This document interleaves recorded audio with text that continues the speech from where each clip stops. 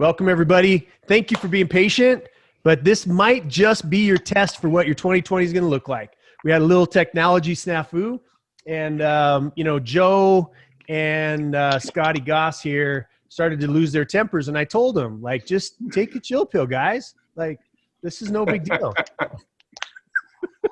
No, actually, it was me losing my temper. And what's up, Lori Kinsey, Laney? See, all of the people that are making it here. Carrie Olson, Danny T.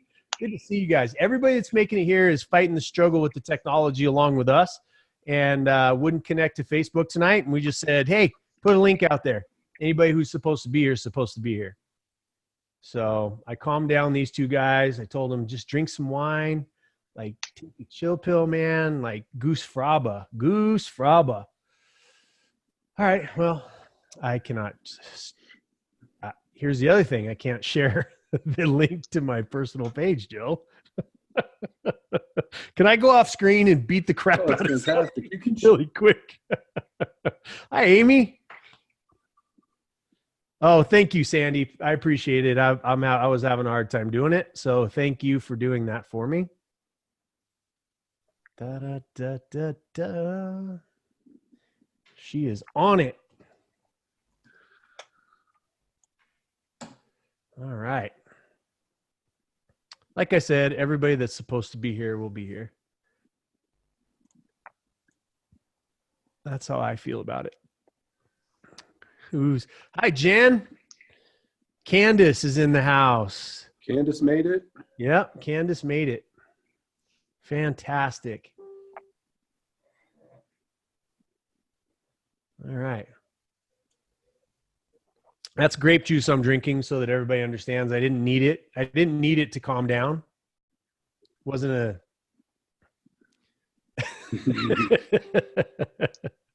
What's up, Brian? Breen is in the house. Catherine, Kimberly. Yes. See, that's what I'm talking about. Everybody that's supposed to be here is darn well here. Hoorah. Hoorah. Mm-hmm. All right, we're recording away, getting going. Yes, so Daddy could plan to crush 2020. Well, this is where it starts right here. Brian, everybody say hello. If you're here, say hello in the chat box so that we know you're here. And we're going to get rolling here very, very quickly. Thank you, everybody, for rolling with the punches. Or should I say, you're welcome for throwing at you a twist, right? A twist for you to be able to overcome, which is exactly what happens in real life. Danny T, Christopher Kaysen. We got John Duffy. John Duffy's in the house. Well, now the party can get started. That's all I got to say. Thomas McDonald is in the house. 100%. 100%. 100%. So let's see what we got here. Tequila all around. Nope, tonight's red wine, baby. Keeping it classy. Keeping it classy. So let's see. Keeping it classy. Let's see. Okay. I think we're going to give everybody just a couple extra minutes to make it in over here from the other page. There we go. I don't want everybody. I know some people will be upset, but is what it is. Yep. Well, not you, Tracy. You can't have cocktails. I've seen you drink a little bit. I've seen it. I have.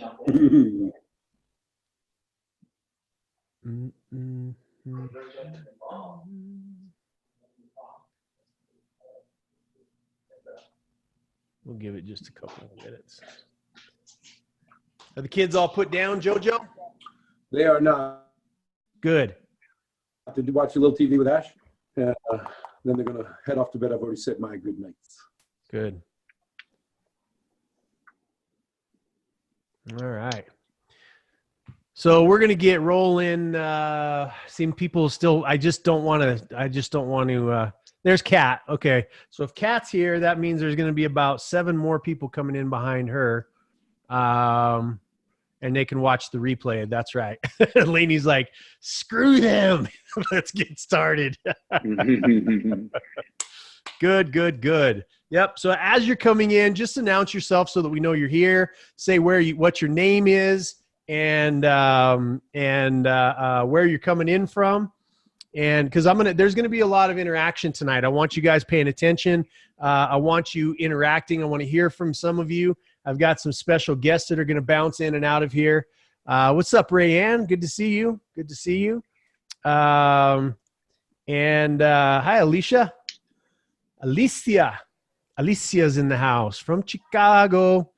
Good to see you guys. So anyway, well, look, I'm going to do the official intro so that we can get going. Hi, Carrie. Carrie from Loveland. I love Loveland. Scott, have you been to Loveland before? When you were a couple times. I love it there too. When we were doing the Denver side, right? Cool. Hi, Erica. Yeah. And where you were posted up. You were in Colorado Springs, weren't you? I was in the Springs. One of my good buddies, Zach Mayhew from the Tony Circle, lived in Loveland. That's right. It's gorgeous up there. Christopher Kaysen's all the way over in Thailand. Good to see you. Good to see you. Okay. So we're going to get started. I'm going to just go ahead and do the official intro. Okay.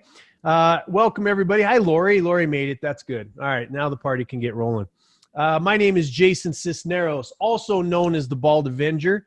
Thank you, and welcome to another episode of the Bald Avenger Show. This is the actual session for 2020. We're going to be planning, and we're going to be giving you some strategies. I'm going to bring in a couple of special guests. My co-hosts tonight, which I normally don't have, but I will introduce both of them.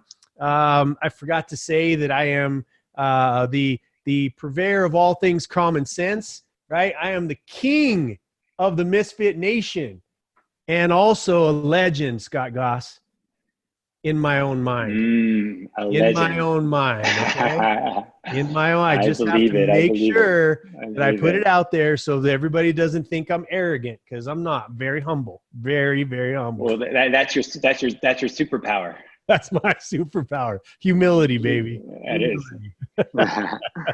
Good. So anyway, on the I don't know where they are for you guys, but Joe Calo, a lot of you that know me know him. He is the right-hand man, the person who heads up Anton J Global and chief strategist, and has taken over that entire organization on the consulting side. Been with me for almost 7 years, huh? Something like almost that. 7 freaking years. What a crazy deal. And is the heartbeat of Anton J these days. Him and Carlos headed up, and I'm proud to have him with us tonight. He's going to bring some unique insights. He has a very we have a lot in common. We travel the world together. We do crazy things together. We jump off stuff. We like to go fast and crash things, and work out. You went sideways, Scotty Goss. So we're getting that back here. We're getting that back here. There we go. Scotty started drinking. Yeah, exactly. So anyway, I'm glad to have Joe Calo here. You know that if anything that I do in the business world, he's right there with me, and heading that up. Joe, you have anything you want to say as we get started here tonight? I'm excited. There's nothing better than 2 weeks before 2020 planning what you're going to do. It's no different than anything else we do in our conference or anything else. If you've been around us, we're always planning for what's going to happen next. This is a great way to kick it off, and I'm excited. Couldn't be better timing. Yep, glad you're here, brother. And then up in the other box, we got Scotty Goss. Scotty Goss and I go way back. How many years now? Way back. How many years? 13, 14? I think it's been about 14 years, man. So Scotty Goss and I traveled with Tony Robbins together. We did we had this role called the FSR, which basically meant we went out and we were Tony's top speakers. We went around to the different businesses before Tony would come into town, and we would do segments of Tony content to get everybody fired up and ready to roll, and to get into his events and his content. So Scotty and I have traveled the country together, and been friends for a very, very long time. Those of you that know the story about my adopted father breaking my nose a bunch of times, when I've ended up getting it fixed, I went down to Southern California, and it was Scott's referral that actually fixed my nose, and I was able to breathe for once and stayed at Scotty's house. So him and I are very close, very dear friends. He's been over in Asia for a little bit and really lighting the world on fire over there. Has been committed, as long as I've known this guy, has been committed to a high level of energy, a high level of fitness, a high level of achievement, sales, and business leadership. So I'm glad to have you with us tonight, Scotty Goss. Thanks for being here, brother. All right, excited to be here. Thanks, Jason. Yeah. You bet. You got anything to say to the people that I Yeah, missed? I agree too with Joe. Really good time in 2020 to be able to get ready for a new year and new goals and new dreams. But also, I think it's important to for people to recognize that the celebrations and the wins from this year too, what they actually have done and accomplished. So I'm excited to share some insight today and some things I learned. And let's have a great night tonight and good 2020. Well, let's get into it. Let's get into the work, okay? Let's get into the work, y'all. So here's what's going to happen tonight. I want to just give you a little bit of a precursor for how this is going to go. We have 4 major points that we're going to hammer down on, and for a planning of 2020. Things that we went through, we went back and we said, okay, what are the things that have helped us accelerate? What are the things that we've seen from other leaders? What are the things that we execute on? We've got a couple of people waiting in the wings to come in and to talk to you guys. Some unstoppable speakers are going to stop by this evening. But we're gonna really hit this hard. And here's what I want you guys to be paying attention to. You're sacrificing a Tuesday night, right? It's holidays. It's a time for you to be with your family. So I know that you're sacrificing an hour or 2 hours or however long we end up going tonight. I know you're sacrificing some time. So here's what I'd like you to commit to. I'd like you to commit to really focusing in on the things that we talk about tonight. Okay. There's going to be no punches pulled. There's not going to be any, softballs, or we're pitching literally nothing tonight. This is a give back to Misfit Nation, who is so richly, added value to my life, to Joe's life, to, and Scotty's people that he's invited from around the world. This is a give back to say thank you for all of your support.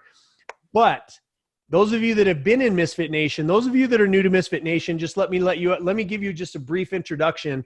Everybody here that's Misfit Nation, just go hashtag Misfit Nation in the comments right now, and let everybody know that's not Misfit Nation who you are, so that they can reach out to you. But Misfit Nation, let me tell you what it means to me. It's a group of people.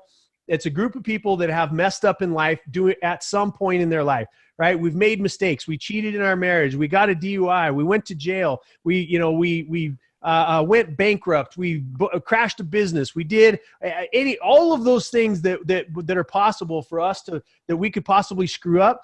And we're a little outside the norm, right? We're a little outside the norm. We believe a little bit of what Democrats believe. We believe a little bit of what Republicans believe. We believe a little bit of what libertarians believe, but we use common sense and we use our brain, and that has made us stick out or be a misfit into a group of people prior to our lives, right? And so the biggest component of being a misfit is that you're looking for a group of people that doesn't necessarily think exactly like you, but are on the same trajectory. People that are heart, service, and service minded. Everybody that's put in Misfit Nation, I can tell you, I would go through and tell you each and every one of their stories, because I know them all. And they're heart-centered. They give, they sacrifice, they work, they take responsibility for the mistake they made. They make it right with the people that they harmed, and then they do a massively important piece, which is going to be a component of tonight in us moving forward into your planning, is that they forgive themselves, right? And that's a hard thing to do sometimes with the mistakes that we've made. But when you forgive yourself, now you're free. And now you take that pain in those mistakes that you made, and you do what Scott's done. You do what Joe's done. You do what the people that are going to be on here speaking. They take that pain in those mistakes, and they take it out, and they serve. And they help people avoid that pain for themselves. They're committed. If I was to say in one bumper sticker what Misfit Nation is, it's a group of human beings that are committed to easing suffering in the world, right? So that is, and Danny just about got it right as it was coming out of my lips. Danny responded to it. So that's what Misfit Nation is. That's the group of people that you're with tonight. Welcome to Misfit Nation. If you're brand new, we welcome you with open arms. There's really no test except for this. No douchebags allowed, okay? and what is a douchebag, right? We have a definition for that too. Douchebags are people that are doing things that are hurting other people or themselves. They know that they're hurting themselves or other people, and they continue to do it because it's their only way that they know, right? That's what we say. This is the no douchebag zone. So welcome everybody tonight. And then what we're committed to tonight for this 2020 planning session is you're going to hear, we're going to challenge some of your beliefs. We're going to challenge some of the things that maybe you've been thinking along the way. We're going to challenge, and to be frankly honest with you, we might piss you off a little bit. Some of the things that we say, we might make you angry. You might be like, why are they talking to me like that? Aren't they supposed to be nice and fluffy and pat me on the butt and tell me I'm doing a great job no matter what? No, this is not that zone where everybody gets a freaking trophy, okay? Here's what we're going to do. We're going to tell you the hard stuff. We're going to tell you the great stuff. We're going to celebrate a great 2019, like Scott said, because it's important that we give ourselves credit for the hard work that we did, right? You showed up, you survived. I don't know who the speaker is that's out there running around saying you've survived 100% of your bad days. That's a really great percentage of winning in your life, right? And so that means that you are a winner. You're showing up here as a winner. So 2019, celebrate it, do that and hug it out and forgive all the things that happened in 2019 that weren't according to your plan. But 2020, we're going to start with the assumption that everybody here is committed to taking their game to the next level, and they want to know the activity that is going to modify their behavior that will get them and gain them new results. Okay? That's what we're here for, is that you've got to be committed as we start talking about this stuff. If you hear this and you go, oh my God, Scott just gave a great piece of advice, and it doesn't impact your behavior, your outcomes will never change. All right? So from that standpoint, you've got to be committed to modifying your behavior, your comfort zones, what time you go to bed, maybe, what TV shows you watch, what news channels you get your news from, what the people that are surrounding you that you hang out with on a consistent basis, who you force yourself into their life, right? All of those pieces that we're going to talk about this evening are from that perspective of being committed to modifying your behavior, okay? Everybody that's committed to modifying your behavior and not pushing it off on somebody else or circumstances or being from the right family or from being, or from having the right amount of money or the right color skin or having the right sexual preference or the right Democrat, Republican, or whoever it is, everybody that's willing to take personal responsibility tonight, put in #committed. #committed to modifying your behavior. Yes or no? Because that's something that we got to know, right, Scott? We got to know that. Got to know. Yep. Got to know. Mm-hmm. Right, Joe? Absolutely. I mean, that's the basics. That's the basics. Yeah, the basics. You got to get uncomfortable, got to change, got to do something different, got to stretch, got to be able to become emotionally, physically better, mentally better. Good. I love it. So here's what we're going to do. We're going to roll through. I love it. A promise to yourself. Last thing before we get started, because it was something that triggered in a conversation I had earlier today, is that I want everybody here to commit to dropping the garbage that has been given to you that doesn't belong to you. What does that mean? That means I want you to drop what your parents put into your mind about what you were capable of, or what women are, what men are, what black people are, what Asians are, what Chinese are, what white people are, all that kind of stuff. Drop what doesn't belong to you tonight. And you're going to feel that weight off of your shoulders. You're going to drop what everybody, what your loved ones think about you. The person that you divorced, the person that you had a bad relationship with in business. Drop what does not belong to you. If it's not your garbage, drop it. If it is your garbage, guess what, Joe? Drop it. Drop it. Drop it. Own and then it. drop it. And then get rid of it. Like, And then yes. get rid of it. Yeah, you Let own it it. That's the inform your first activity. step. It's a good point. Yeah, let it inform your activities, and then get the hell out, get rid of it. That's right. If it doesn't belong to you, let it go. Let it go. Learn from it. Learn from it. Let it go. Yeah, exactly. All right. So here's where we're going to go. We're going to start in four major areas and components. Okay. I'm going to go first, and then Joe's going to go, and then Scott's going to go, and we're going to have a discussion on this point. Please give feedback. If there's something that you have a question about, now is the time. It's very expensive to get this group of human beings together in one spot to be answering your questions. So I want you to take advantage of it tonight. This is completely free. It's a gift to you for supporting Misfit Nation, for supporting A New Dawn, for supporting CERT Ministries, for supporting the rescue of little girls and little boys around the world, and for supporting Feed a Billion.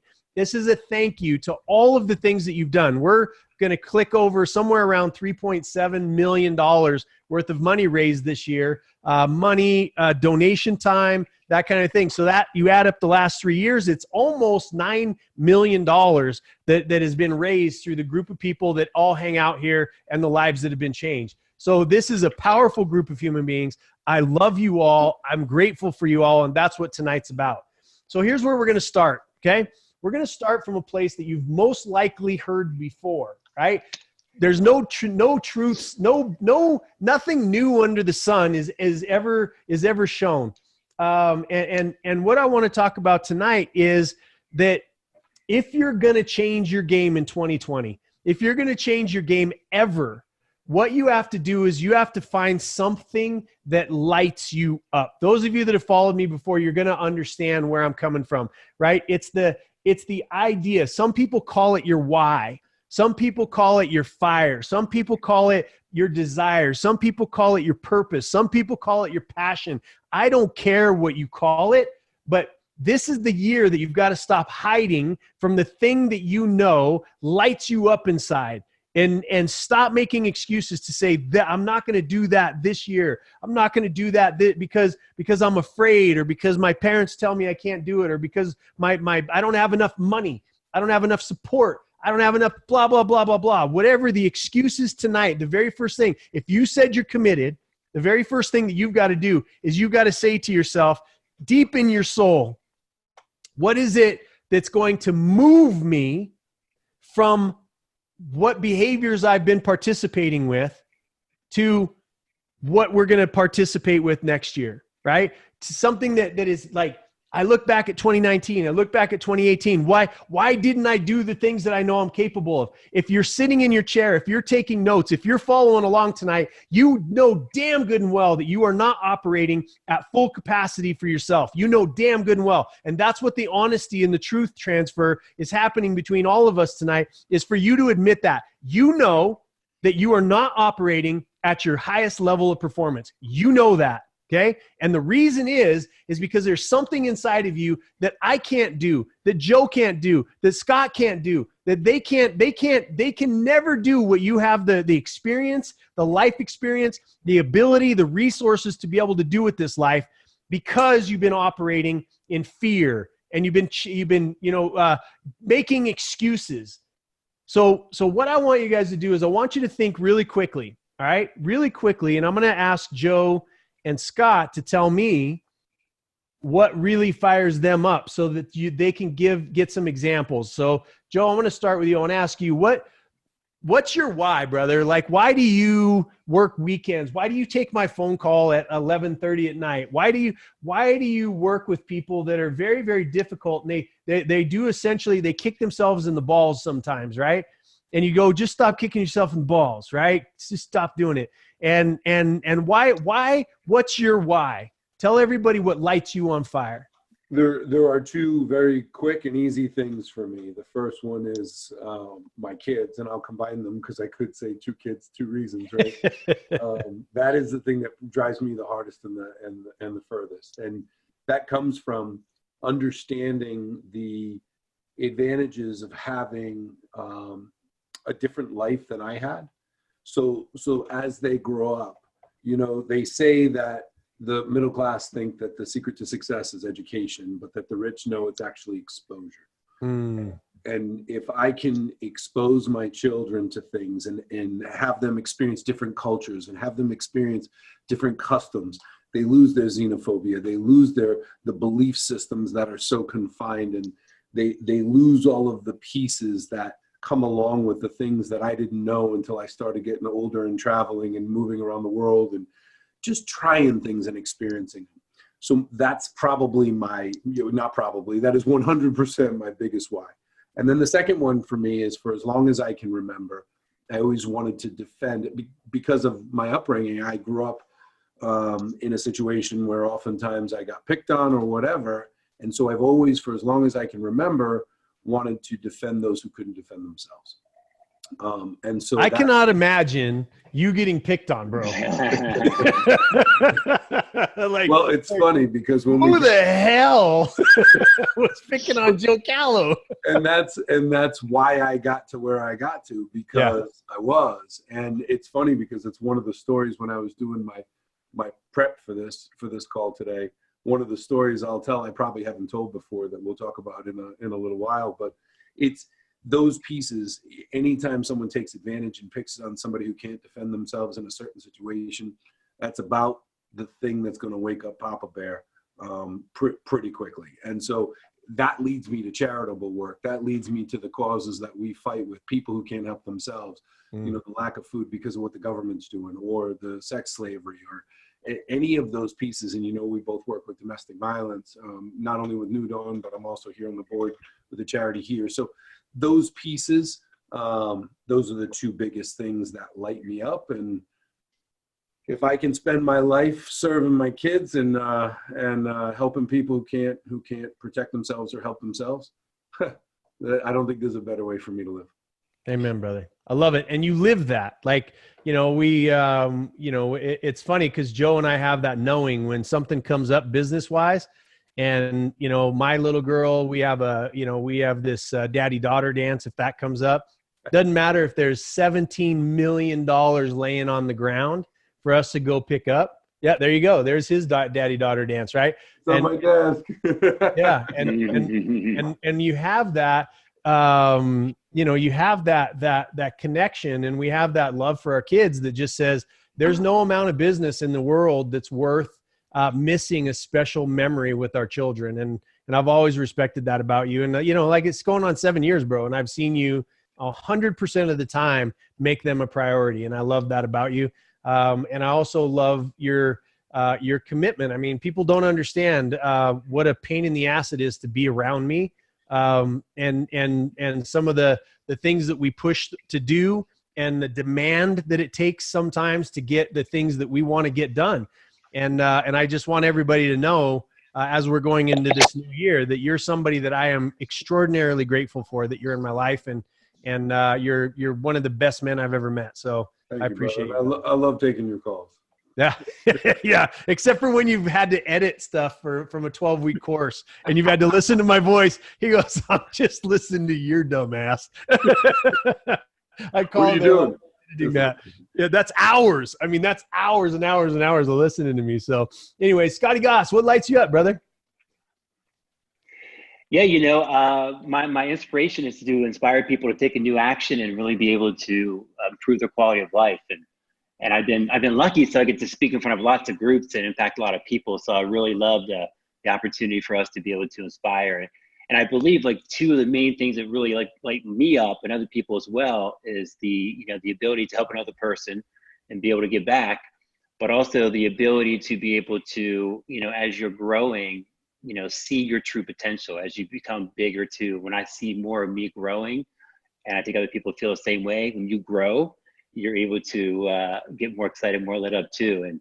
And me, like Joe, growing up, I grew up in, you know, being picked on too, and being made fun of the way I say words, and also being in speech impediment class very young.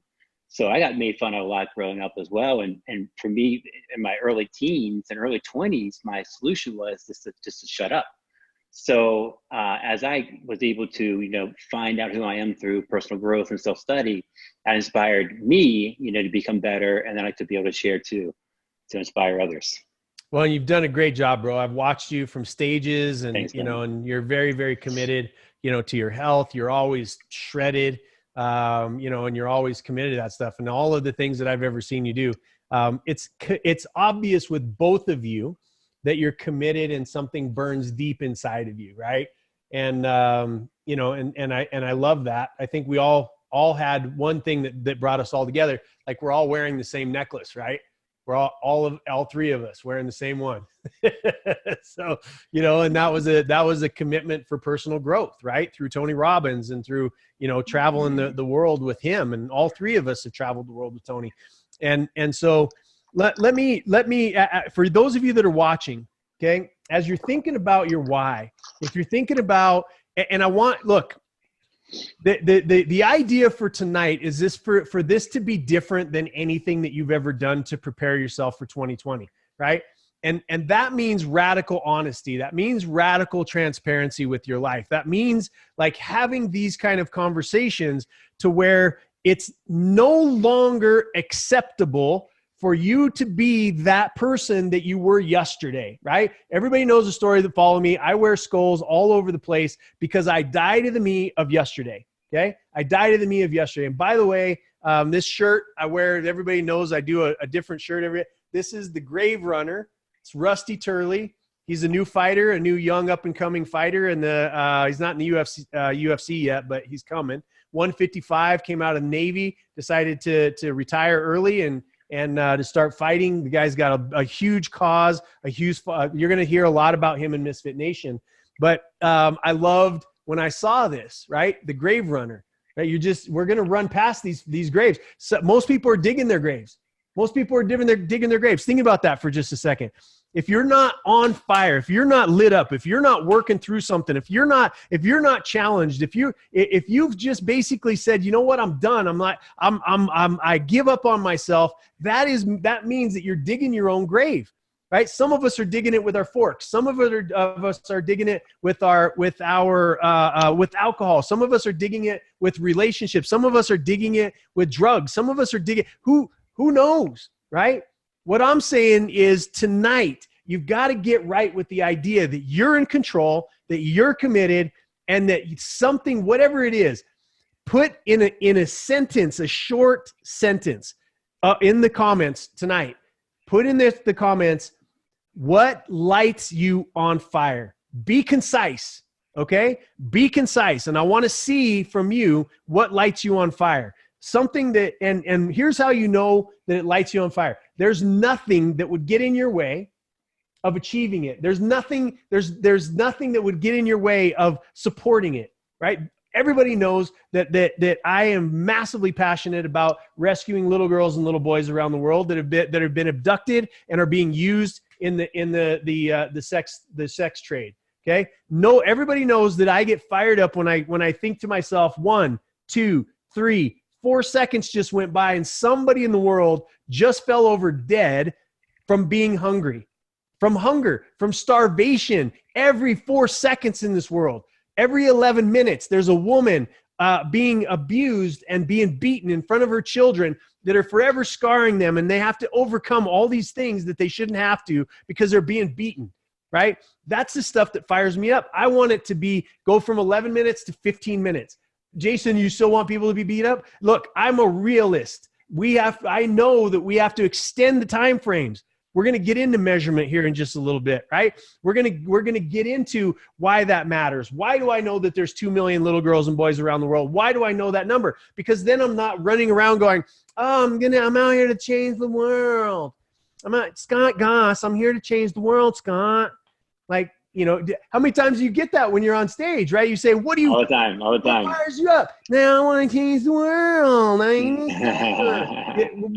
next Tony Robbins. I'm the next Tony Robbins, right? I'm the next Tony Robbins. No, you're not.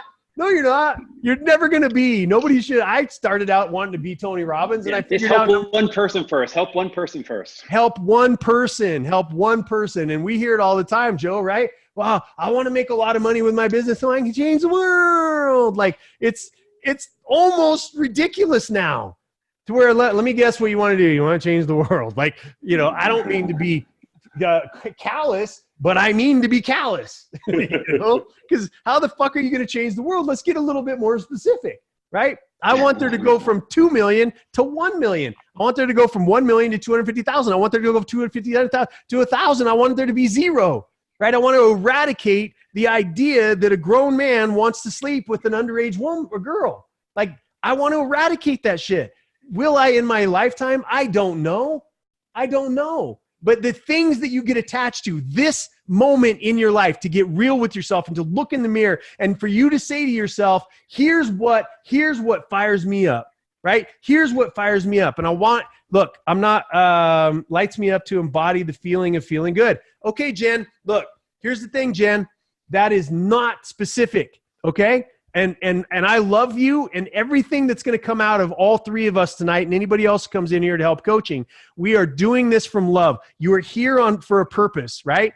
And you've got to get really specific. It lights you up to embody the feeling of feeling good. That's great. I understand making somebody feel good, saving equine lives, partnering with them to help humans heal and find their path to purpose. Great. Like that's more specific. My mom and my nephew, starting with who's the closest to me. Great. Catherine, what would you do for them? What does that mean? How does that light you up? How is that going to get you to change your behavior? Because let me tell you something, everybody that needs to know, you all need to know that unless you can connect to this thing that's inside of you that turns you from one human being into another, you flip the switch, right? You see the Bald Avenger is a red ape, right? And that's the embodiment of what happens to me when people fuck with the ones that I love. That's what happens, okay? It's just like, rah! You got to deal with a beast now because you're messing with my kids. You're messing with the people that I love. When you flip the switch, when you answer this question, when you flip the switch, what's your alter ego? Who do you become? What do you become?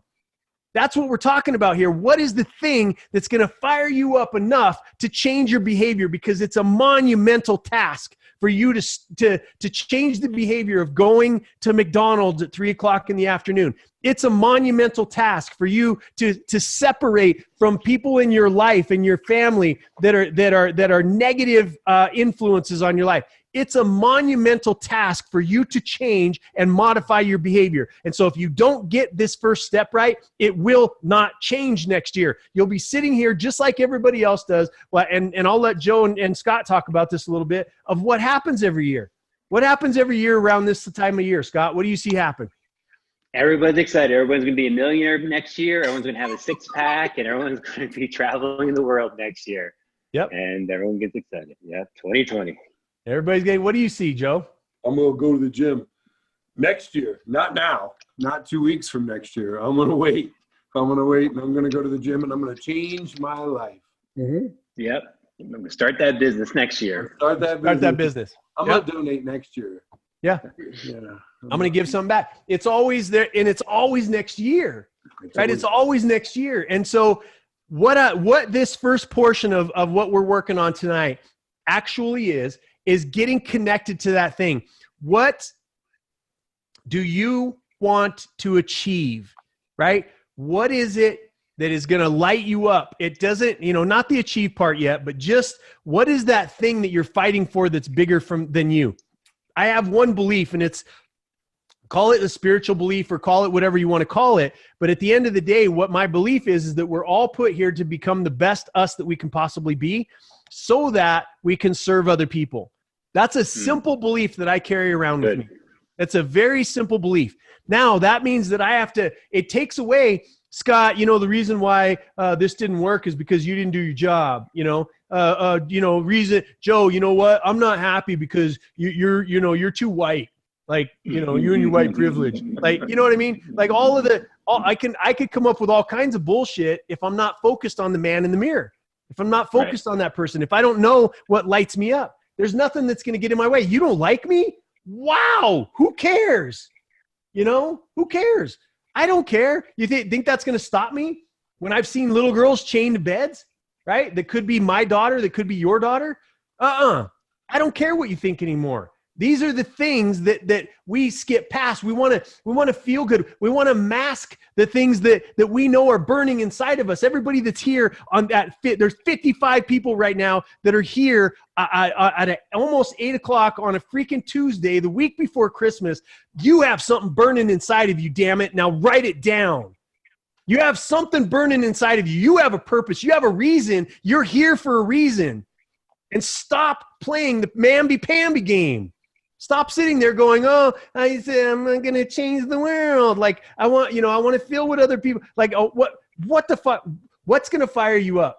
What's going to light you up? What's going to get you out of bed, right? What's going to bounce you out of bed in the morning that you're just so on fire that none of the shit, that how you've been feeling, depression, fibromyalgia, all of these different things that are happening in your body is because we allow ourselves to focus on it. We allow ourselves to look inward instead of taking care of ourselves, instead of being passionate. You can overcome a lot of that by being so connected to the reason why you were born, that you'll be able to overcome a lot of that stuff. What did I forget, Joe? Well, you forgot anything, Jay. I mean, you driving this home, this is kind of, you said the why. And for me, it was always, I remember I first learned this term in the military. It was intestinal fortitude. It was that gut strength, that inner power, that inner strength. And there was some calling for me. Our why drives us. It's usually bigger than us.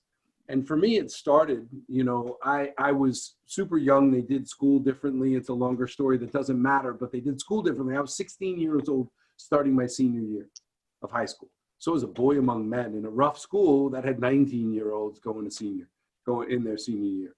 So it just was a mismatch. And for me, something inside of me was driving me that whatever I was doing wasn't working. I tried 1 year of college, which was an absolute disaster. And I wake up one day and I say, I'm going to join the military. Now, mind you, when I say that, my brain immediately says, are you out of your effing mind? Right. At this point, my mother tried to buy me pants for Christmas, and the guy asked her if she told him my size. The guy said, are you dressing a flagpole? For those of you who don't know, I'm 6'3", and at the time I was, beanpole, and I'm going to join the military. And I knew subconsciously, I knew that was a way for me to connect, that I was being drawn. My why was pulling me to go serve those who couldn't protect themselves, and for me to make some sort of change that was going to be so drastic and so impactful, it was going to change the course of my life forever. And to get into the military, you had to be able to do 12 push-ups. I had never done 12 push-ups in my life, nor could I. It's just hard for all of us to believe, bro. When they look at you now, you're a fucking monster. I was. And I see your workouts now. They're like 500 push-ups. I'm like, dude, are you ever going to stop? Well, it's almost breakfast time. I'll stop when I'm hungry. Well, I couldn't do 12 push-ups. And I remember that when we went from the collection center to where the brown round drill sergeants were, it was time to perform. Mm. And if you don't do it perfectly, they count the number again. So it's 7, 7, 7, 8, 9, 9. And so I'm thinking to myself, I've got 12 because I worked out to get to this point to be able to do this test. And if you don't do it, then you've got to go 2 weeks longer of basic training, right? And I'm petrified. And I think to myself, are you kidding me right now? I got 13, tops 14, and you're repeating number 7 too many times. I'm running out of numbers here. But my why was so strong. And that intestinal fortitude was calling me so hard that I don't know how, I don't know what happened, but I somehow got through those 12 push-ups. And that was kind of the start of the shift for me. And it was looking at something bigger than those damn push-ups. Whereas before, when I was practicing and it wasn't the real thing, all I was looking at was the push-ups. But this meant acceptance into something that I had to do to change who I was and to be able to serve in the way I wanted to. And that moved me enough to be able to, I don't know where the hell I found the strength, but apparently it was in there. Love that, bro. Love that. How about you, Scotty Goss? Yeah, man. So for sure, the why is something really fantastic. You have me so fired up right now. Everybody's fired up on the call as well. But what's to happen, Jason? People get fired up, and then they're going to say, "Okay, I still don't know my why. What's my why?" Right? Yeah. So, give you a quick tool. Two things that I've used before. Number one, for me personally, I found my why through paying attention to the past. Everything from high school to college to adulthood kind of all led toward being a personal trainer, being a teacher, getting undergrad in teaching and physical education, and everything kind of leading to what I do now. So my purpose. But also another cool exercise, you might have done this before, seen it, it's called 7-level deep. Because most people have problems getting deep to the why, right? They're very surface. I want to buy a new car, get a new house, right? But the 7-level deep, the way it works is whatever your why is, you take it 7 levels deep. So for example, you say, okay, I want to have a new car or house. Why is it important to have a new car or house? I want to have more money. Why is it important to have more money? To get more security. And you take it 7 levels deep to be able to figure out what is really your true why. And if you do it right, you get emotional because it gets real, that true why, that true juice inside of you, which is so important to be able to move you forward for 2020. That's a great point, man. It's a great point. We ask people all the time, whether it's our companies or the companies that we're working with, what's the WIFM, right? What's in it for me? And it's it's really, we talk about the same thing. We go through the same strategy. In fact, Joe, I think we might change it to 7 levels deep now, because one of the things that what we talk about is when we ask the question, why are you working for us? Right? You always get the bullshit surface answer. It's like, because I want to take care of my family. I want to work for a great company like yours. I want to da-da-da-da-da. And then you dig until, there's either tears or their shoulders come down. And it's like, I really just want to take my son to the finals of the NBA finals. Man, why that? Well, my dad just died 3 months ago, and he was crying on his deathbed because he didn't bring, because he was never able to take me in, to the NBA finals. He talked about his whole life. Like, these are the things that Joe and I've heard, from people around the country and around the world, based on asking this question. So that's a really great functional piece. And I think Lainey was the one that said it, right? The hype, the thing that gets people energized, you have to have integration. And she's so right. She's so right. Like, for me, look, it's the deeper the emotion, the deeper the emotional connection, the higher the fire is burning. And the problem is that I want everybody to know about integration is that you must let your fire run wild in 2020. Let it go. Stop containing. Stop trying to put a fence around that fire that again, you wouldn't be here. You wouldn't be watching us tonight on a Tuesday night. You wouldn't be having this conversation about functioning, or changing and lifting up your 2020 if you didn't have something that's inside of you. It's almost like I can feel smoldering happening around the country and around the world from people that are watching us right now, because you've all gotten great at containment, right? You've all gotten great at containment. That fire, is there. It burns. It's smoldering. Sometimes it feels like it's been snuffed out. But the part of this that is the functional piece, that 7 layers, that's a delicious freaking, you can bite-size that. You can use that for yourself. And then you can also say, you know what? Fuck the containment. I am over containing who I am as a human being. I am over being apologetic. I am over being sorry. I am over hiding who I am. I am over thinking that I am broken as a human being. I am over the idea that I am less than any other human being on the face of the planet. Over it, right? Hashtag over it, y'all. Okay, here's what I want to do. I want to bring in somebody that is going to be speaking on our Unstoppable stage. Let me see if I can bring him in here really quick, because I want to get his perspective on it too. Let me see if it works. Oh, Mr. Paul Blanchard. Oh, he's muted. There we go. Now you're unmuted. What's up? What's up, baby? How are you? If I was any better, I'd be twins. Seriously, it hasn't been long, but it feels too long. Yeah, we were just on a couple of things today, right? Yeah. Yeah, we did a little show at his place. What was it? I was around noon, and then I got to talk to a bunch of powerhouse women after that, which was pretty powerful as well. Sweet. Joe, what's up, my man? You get prettier every time I see you. He gets prettier. Oh my gosh, that's why I don't see you enough. This is so great. You got the gel, the beard going. Oh man, I have to get more efficient with my business just to have time to do this thing. My publicist would kill me if I cut it, and my wife would be right behind her. But Scott, hey, what's up, buddy? Hey, what's up, man? I have been stalking you like crazy while you've been talking, and I appreciate it. You manifest what's in your browsing history, not on your vision board. I was just like, oh, that's so good. Anyway. I love it, man. Good to see you. You too. Cool, man. Well, everybody, just a quick introduction of Mr. Paul Blanchard. Those of you that don't know him, he's one of my best buds. We got connected. We were speaking on some of the same stages, and you know, I dug his energy and his capability, and I saw what he could do with an audience.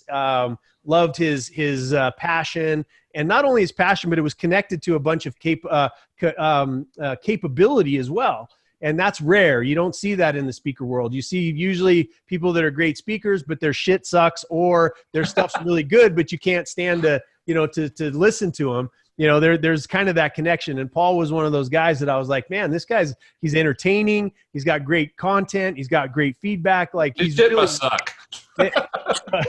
Exactly. And then I met his dad, who I fell in love with. And then I met his mom. Like, the family, just the deeper you get into his family, the better human beings they are. It's really crazy. So the thing that I love most about Paul is his commitment to developing himself, taking personal responsibility, and then taking those lessons.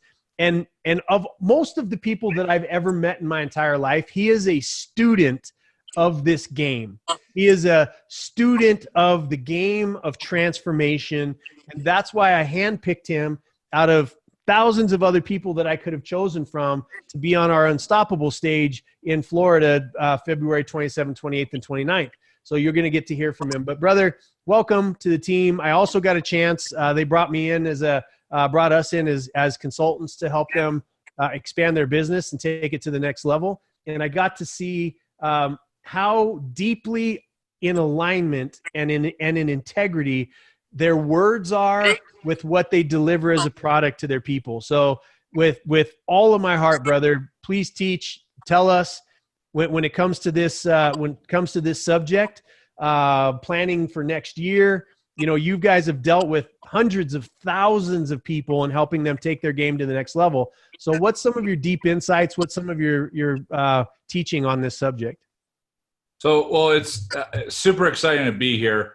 I mean, you talked about the work that we got to do with you. It was a lot of trial and error, a lot of challenges to get to a team like you and Joe and everybody else that you've got there. So just an honor to be here, but an honor to be associated with you on a lot of different levels. I mean, you came in 2018, and we're about to finish the biggest year we've ever had as a company. So 1 + 1 = Bald Avenger, it's just, it's awesome. Okay. Right. So thank you for that. Mm-hmm. In terms of what really matters to people, I found the why conversation you guys were having really interesting, because I'm really intrigued by two terms that get thrown out there a lot. And I've been obsessive over them in the last little while. And one is why, and one is mindset. I would start with mindset just because it's a little bit broader. Mindset is a word that was made up to sell you products. Ooh. Oh. Okay? Okay.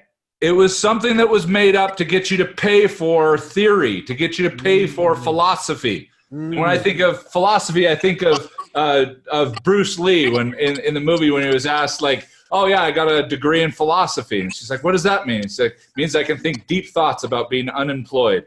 So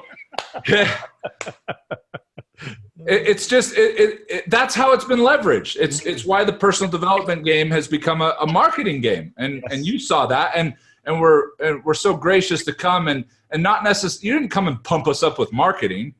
You came and showed us how to be just a little bit more intentional because we already had results. We already had great things, and we only had to make a couple of tweaks, and this year was just fantastic. It was phenomenal a lot to do with the work that we got to do. So mindset's interesting to me because it gets to be shaped as to something intriguing rather than if we really consider what it is. And I know you're a stickler on if you can't measure it, it doesn't matter.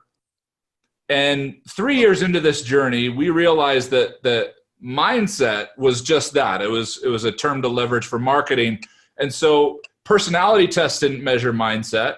Behavioral and aptitude tests didn't measure mindset. If mindset was going to become a thing, because it had already become a natural part of our language, so why fight it? We knew you had to measure it. If you can't measure your mindset, how are you supposed to shift it? And mindset, anything to do with personal development, to do with growth, okay, is important to understand. It's not a philosophical game. When it really comes down to it, it's a biological game. Mindset is biological. It is neural pathways, and it's not very exciting for a lot of people to dive into neuroscience, okay, except for those of us that are nerds and love studying different things like that. Or that want to actually change. Yeah, or that actually want to change. So first, you want to be able to measure it. Find a way to measure that. I just happen to know a really good way to do that. But then you want to actually start playing a biological game. Understand how your brain actually works and not just do what most people do. Most people have an approach to business like Venkman had as an approach to capturing that first ghost in the beginning of Ghostbusters.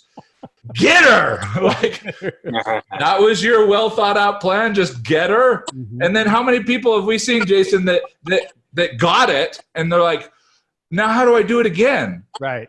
I just kind of get it again. So we want to be able to measure so that we can master, so that we can improve.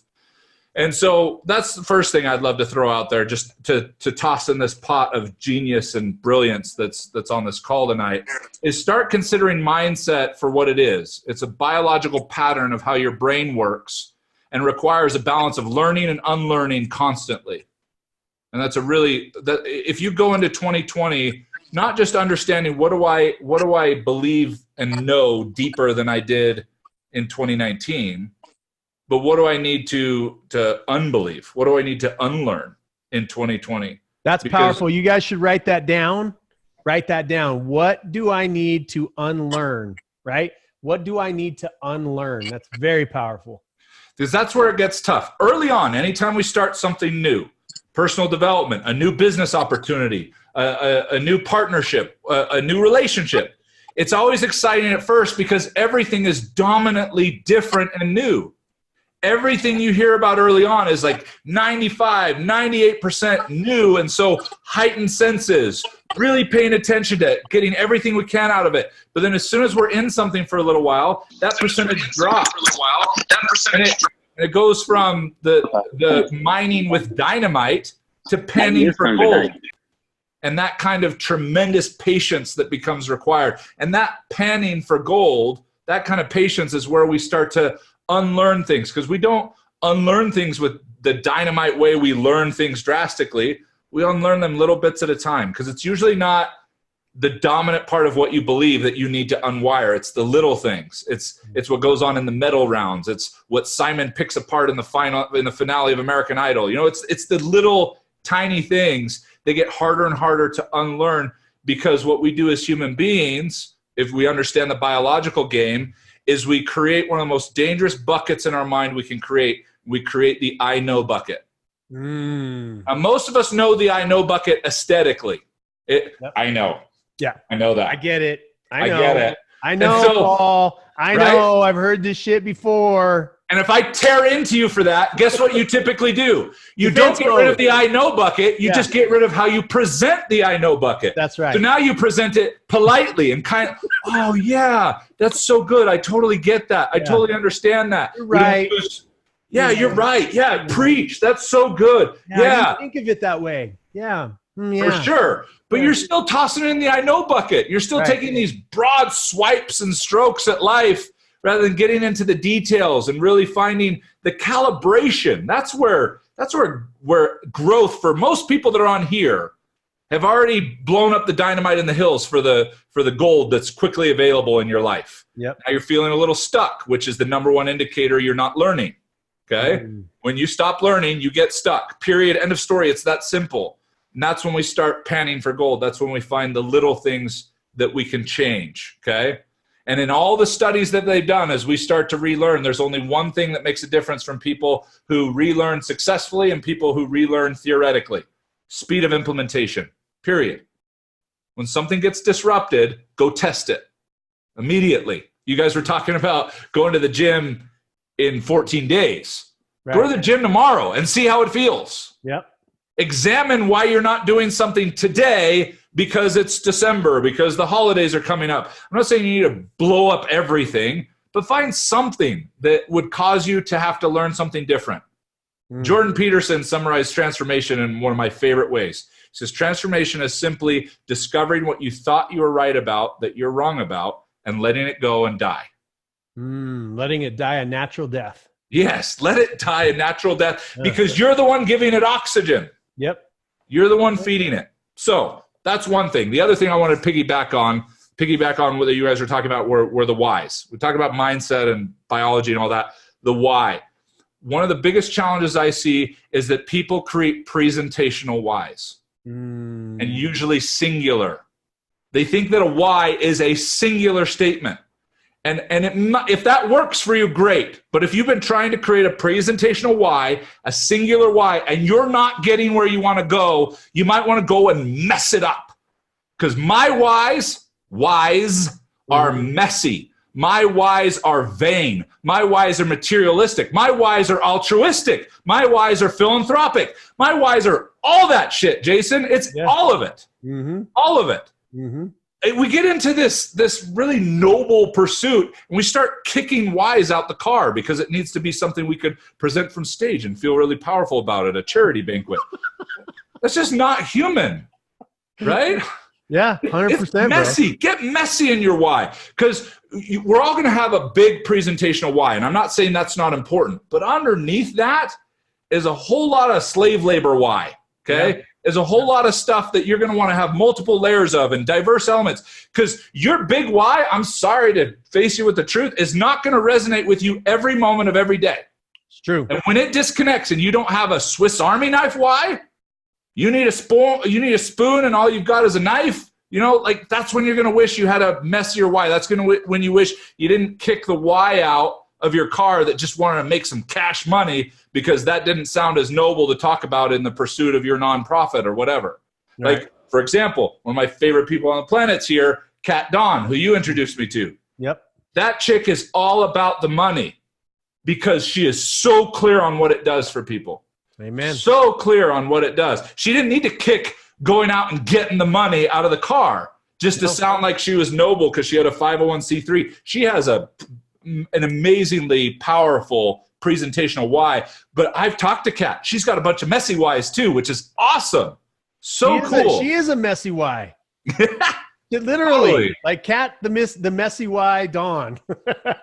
So it's true. So jump into 2020 and mess up your why. Mess with your why. I treat my why like the secret potions I used to try and create when I was 7 years old. Where you open the bathroom cabinets and you grab every chemical you can find in the house and stop up the sink, and you're like, I think this could turn my brother into a horse.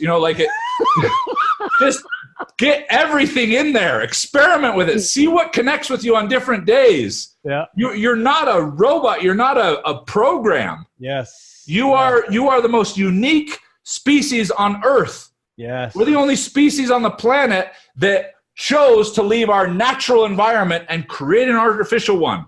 Yep. That brings some really unique challenges. So be unique. Yeah.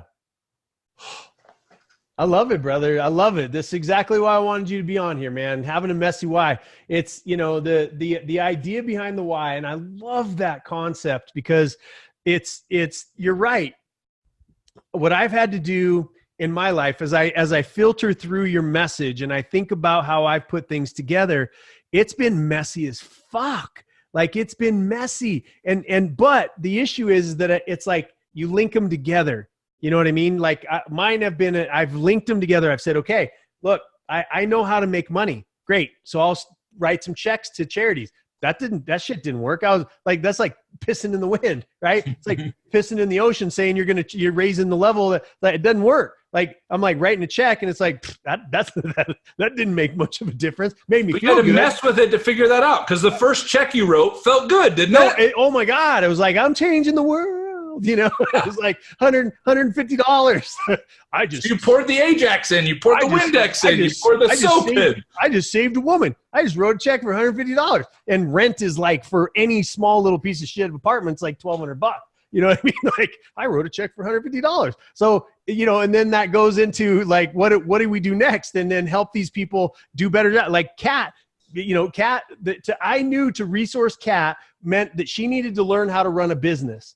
Right. And that has not been easy for her because she's all heart. Right. And then everything else kind of flowed from that. But now, like you said, to your point, that woman has no problem asking for money, and she knows exactly where it's going to go and to what program and to how many women and all the way down the line. Right. So I love that concept, man. It's very clear to people to say, because presentational means, what's your why? Now you have something like, it's like your elevator pitch, right? Yeah, what would it look like above your door? That's not a place to go to for your why. Because when you're in the middle of battle, as you've taught me, and Joe, as you've taught me, you're not going to be thinking about what's posted in a pretty way on a pillow or above your door. Okay, you're going to be reaching for your weapons. You're going to be relying on your instincts, and that gets messy. It does get messy. And to your point, like, that's where they get to their presentation. And this is where people get pissed off, because whenever they tell Joe and I and Scott, when he's on stage, wherever he's at, and they say, well, I'm going to change the world. Like I was making fun of it earlier, right? I want to change the world. Well, it's because nobody's ever looked at him and gone, you're full of shit. Now, to be fair, I'm just glad I typed slow, because I was typing, I'm going to be the next Tony Robbins. But He's pretty enough. He's pretty enough. Well, you're pretty enough and you're tall enough. Tall enough.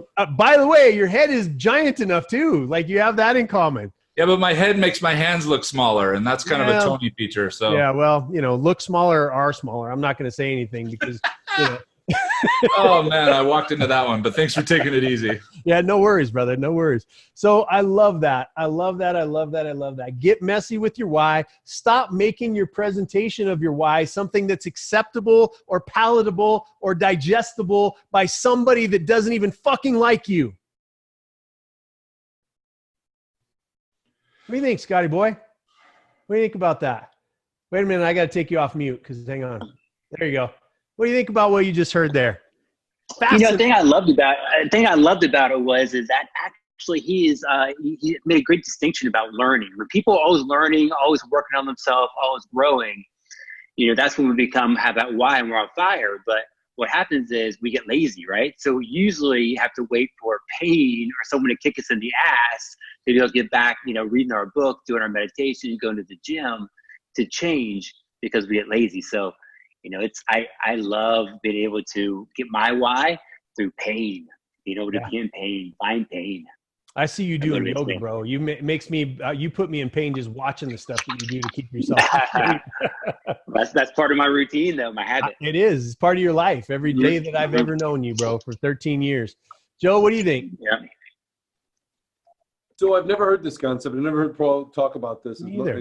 The times I've heard him speak, and I absolutely love it, because I can tell you, if I'm honest, not every time is it my kids and is it helping people. Sometimes I just want to have a nice fucking suit. Like, sometimes I just want to drive a good car. Sometimes I just want to fly in first class. Right? Sometimes it's because you said I couldn't, damn it. So now I'm going to. And so, so sometimes it's just that piece where it's messy, and it's, you and I, we've been around Tony for so long. We had to have that boom. Where is it? And you had to be able to regurgitate it. And then some of that was teaching and that piece. And I get it. Those are my two primary drivers, but there are so many things underneath it all that, to Paul's point, it is sometimes materialistic. Sometimes it's, driven from God knows what, or envy, or whatever human emotion we end up with. Yeah. Kind of gives everyone the permission to dial it in. Don't be lazy and go, well, my why is this esoteric thing that I can't name.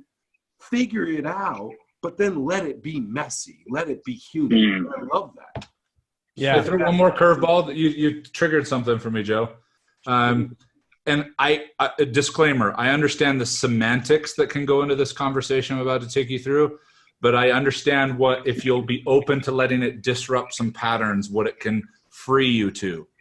My priority is pattern disruption, and I will use dramatic language. I will tell you things that I don't necessarily believe that's what you should do, just because I want you to think differently about it. Like, I got in front of this health and wellness company and said, "Are you guys a diet company?" And they go, "No," because they're really changing health in a real way, and diets aren't how you do that. And I said, "You totally are. How many of you joined this for a diet initially?" 98% of the room go, their hands go up. So I love disrupting patterns. That's where we unlearn. That's where we grow. But in terms of what you just said, sometimes your kids aren't your why. My argument are that your kids, your family, are never your why. Okay? They are your who. How many people, Jason, have you heard? Joe, have you heard? Scott, have you heard say, my family's my why, and they still haven't changed shit? They haven't done anything. True. Can you imagine what that feels like? Does that discredit their why? Well, no, because your family's not your why, they're your who, which means they're who make life worthwhile no matter what you accomplish. Wow. No matter what you change, they're who make this journey worth it, period. That's your who. That is sacred. You don't need to leverage that to become something else. You are who you are because of who they are. Now you have the capacity to go out and go create whys because you're clear about your who. That's the only challenge I'd like to make on that side of things. So the question is, why do people feel obligated sometimes to be able to say it's my family? I want to be able to change the world. I want to be able to help people. Why do people feel obligated unconsciously to say that if it's not true? Presentational, right? And for me, what's driving me is to provide them the experiences and the places to go and the tastes and the touches of that's a why. That was my why. That was what it's for them. Who. I get it. With that, so who comes down to two things. When you're really defining your who in life, you have who for, okay? And that's your family. Mm-hmm. You're doing it for them, the abundance factor. Then you have who with. That's the accountability factor. Who do you need to get involved in your life to actually pull off your why? Who's your team? Who's your support? Who's your accountability? Who's your virtual assistant? Who's your babysitter? Because you're a single mom building a business and you need a couple days to just focus on your business to be able to do that and do battle with mom guilt rather than do battle with multitasking and all these other different things. That's what we want to be able to move into is what you're talking about specifically, Joe, and you instinctively went right to it. It's why I was warning that there's semantics involved here. But it does disrupt a pattern because there are a lot of people that it's not. My why is to be able, like Friday night, I'm flying my 12-year-old daughter, first class, California, platinum passes, Six Flags for her 12th birthday, all like spared no expense, out the craziness, and I don't need to put it on a credit card. This was my dream when my oldest daughter was going to turn 12, okay, to be able to go do something like this when she wouldn't be terrified of all the rides I'd want to take her on. And I am pumped for that. But my why was the experience. Yes. Layla's my who. Yeah. Layla's who. She makes this life worth it no matter what I do. It doesn't matter what I accomplish to her. I love and that. And if you can ground that, it's the ground wire when you're trying not to get electrocuted. Yes. And then go mess with all the wires of your why, your wires. Yeah. I'll use that.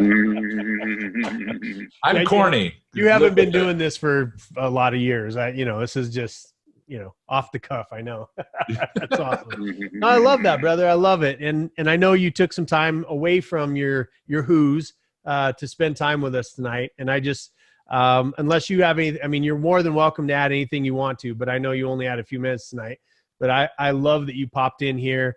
Give everybody a little bit of a taste of what they're going to see. Because the thing that everybody doesn't realize, or maybe you do realize, but what I've tasked every speaker that I handpicked for this event was people like Paul to come and to deliver content that he's never delivered before. And I've asked him to do it from 3 perspectives. What would you teach a younger you? What are you doing right now to optimize your life? And what do you see coming in the future? And so I wanted you guys to get a little taste of Mr. Paul Blanchard and where he comes from. And brother, I'm just honored to be to call you family, and honored to be on this trek and this journey together as we change unstoppable. I mean, Paul knows. He and I have been on the same stages. He's heard me complain and bitch and moan for 3 fucking years about how irritated I was, how everybody else was doing it. And he now knows, like, I got tired of it. It's the same reason why Anton J exists. I got tired of bitching about consultants. So I just decided that we'd build a world-class, the best in the world consulting company. Same thing that's going to happen with Unstoppable, right? So thank you for being here, brother. I appreciate you. I love you. All my blessings. Your wife is phenomenal. Your mom, your dad, everybody in your family your sister, everybody that I've ever met in your family. It's just a ridiculously powerful family. And I can't wait for everybody to hear what you got to say February 27th, 28th, and 29th in Florida. So with this pattern of bitching and then taking over, are you running for Congress soon? It's not happening. It's not.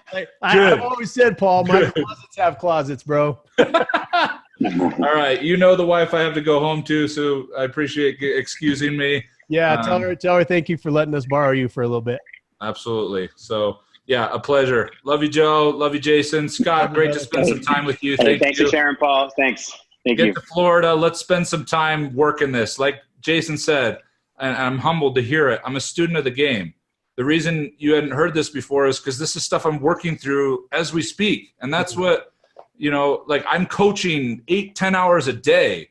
Like, I get to be in my head and hundreds of other people's heads, like, deep. And so it's just working through this stuff and finding, what works and what we think works and all kinds of stuff. And it's an honor. It's a pleasure to be in this space. That panel you were on today, that panel was 12 very powerful women, that was after our meeting, right? You're in front of these people. You're actually working this. You're dealing with problems, your own and other people's, every single day. So proud of you, bro.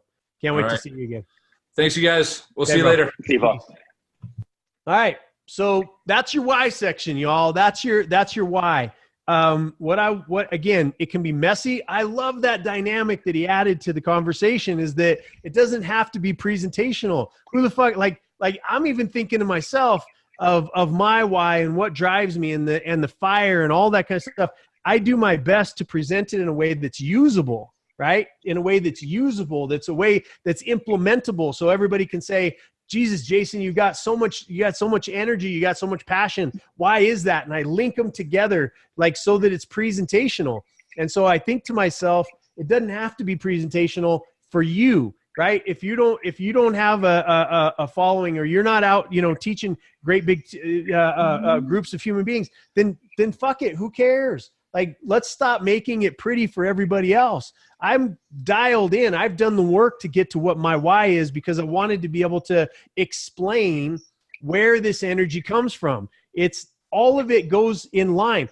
Scott takes care of himself physically and mentally and emotionally, and Joe does the same thing, but it's because of what's driving them, not as a primary. They know that they've got to be in shape. They know that they've got to have money in the bank. They know that they have to have good relationship skills. They know that they have to have great communication skills. They know all of that stuff so that it'll lead them to that outcome, right? To the outcomes that they desire for themselves. So I love that presentation. It's great. I want to move into the number 2, because we are, good Lord, hour and a half into this thing, and we're still on section we're still on section 1, which I kind of saw coming. It's not predictable, Joe. It's not predictable at all. The only piece I'll say about your why, guys, is just make it messy. Just make sure it's clear enough that when you don't want to, that's the thing that gets you to. That's when you know you found your why. When damn it, I'm in bed and that's way more comfortable. I'm getting up and making 3 sales calls, or going to the gym, or whatever the thing is.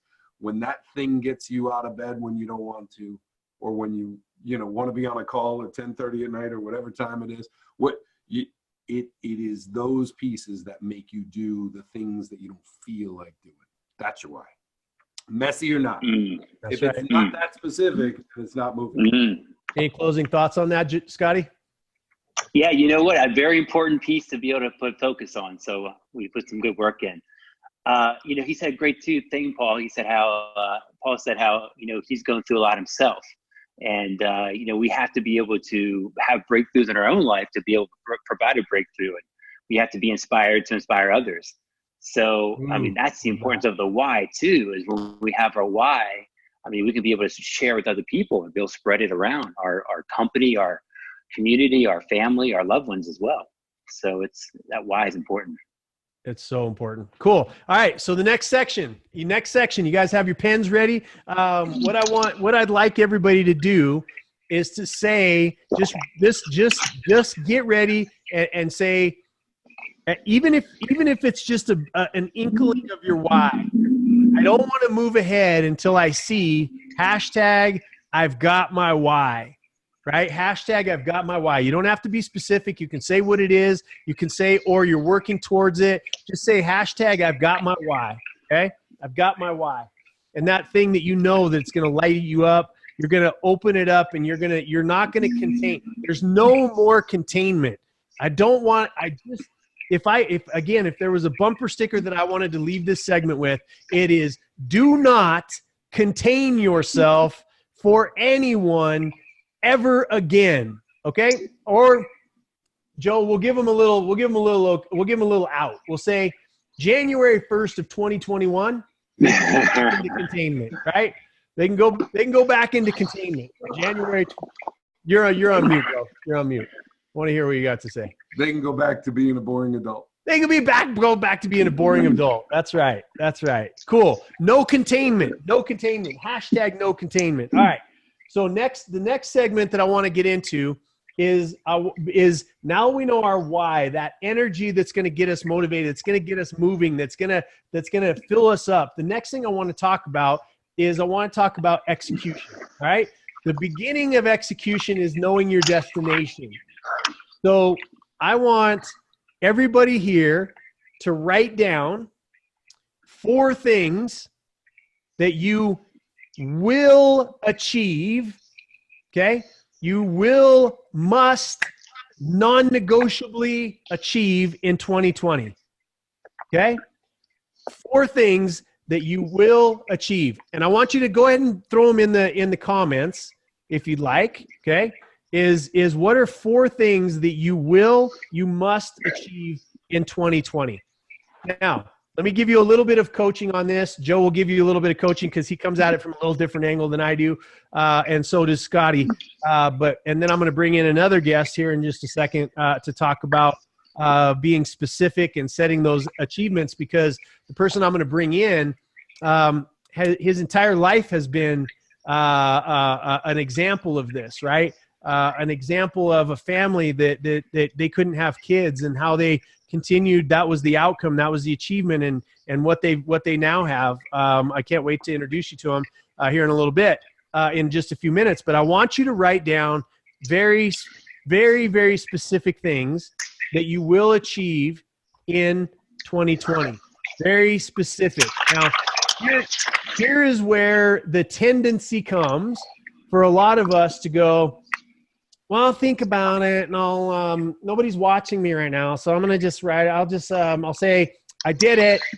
I'll just say I did it on the comments, but and I'll do it later. I'll do it later, Joe.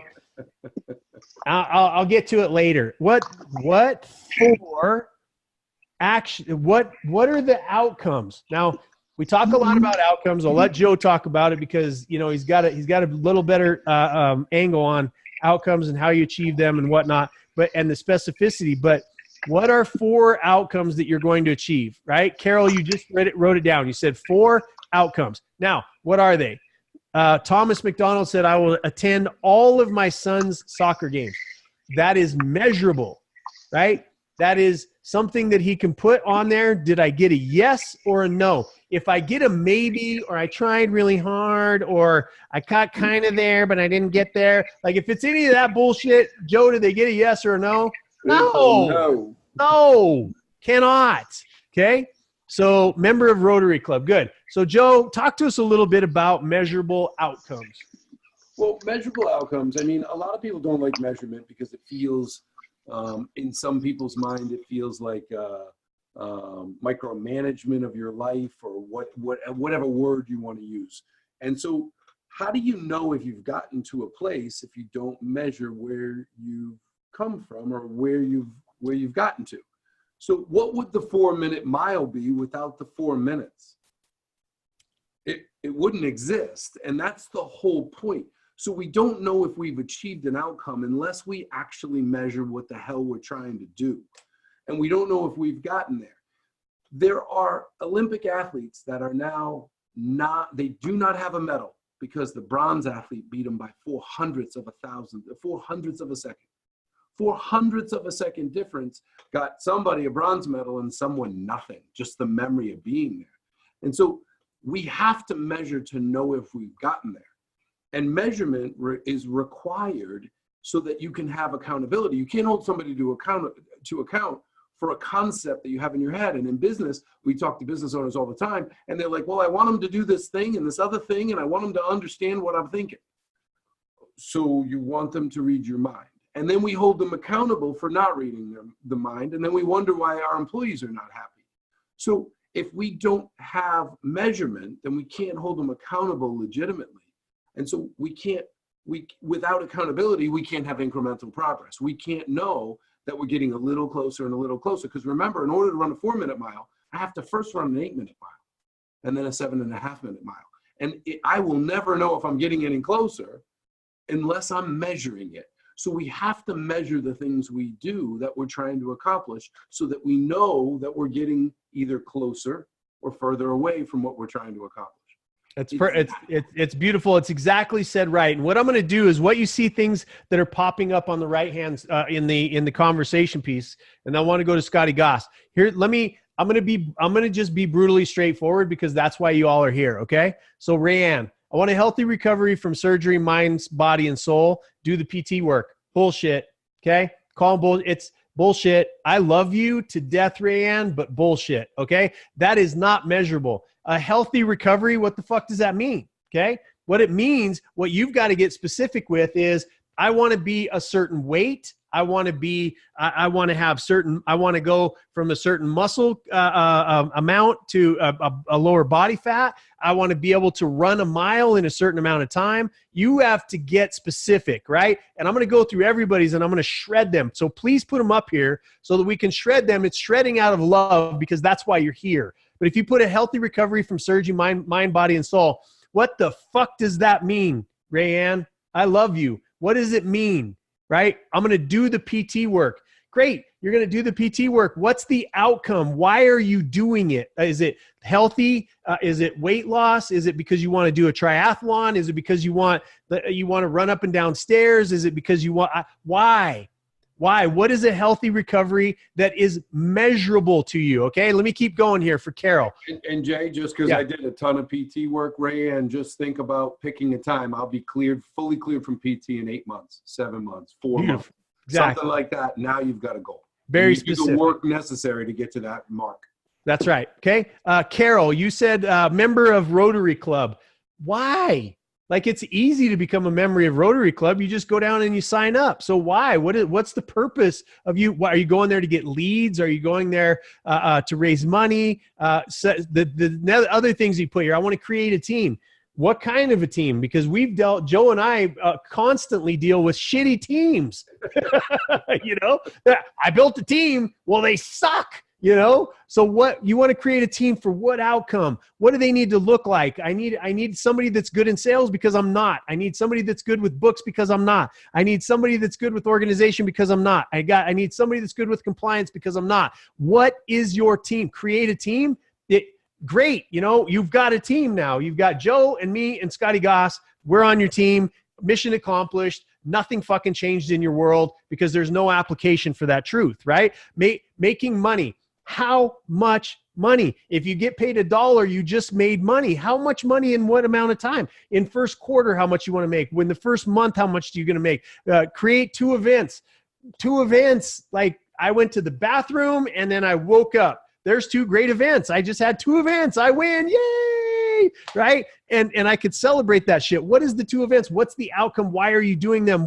How many people do you want in the seat? When we said we were going to do Florida and we were going to do Unstoppable, guess what? We got very specific.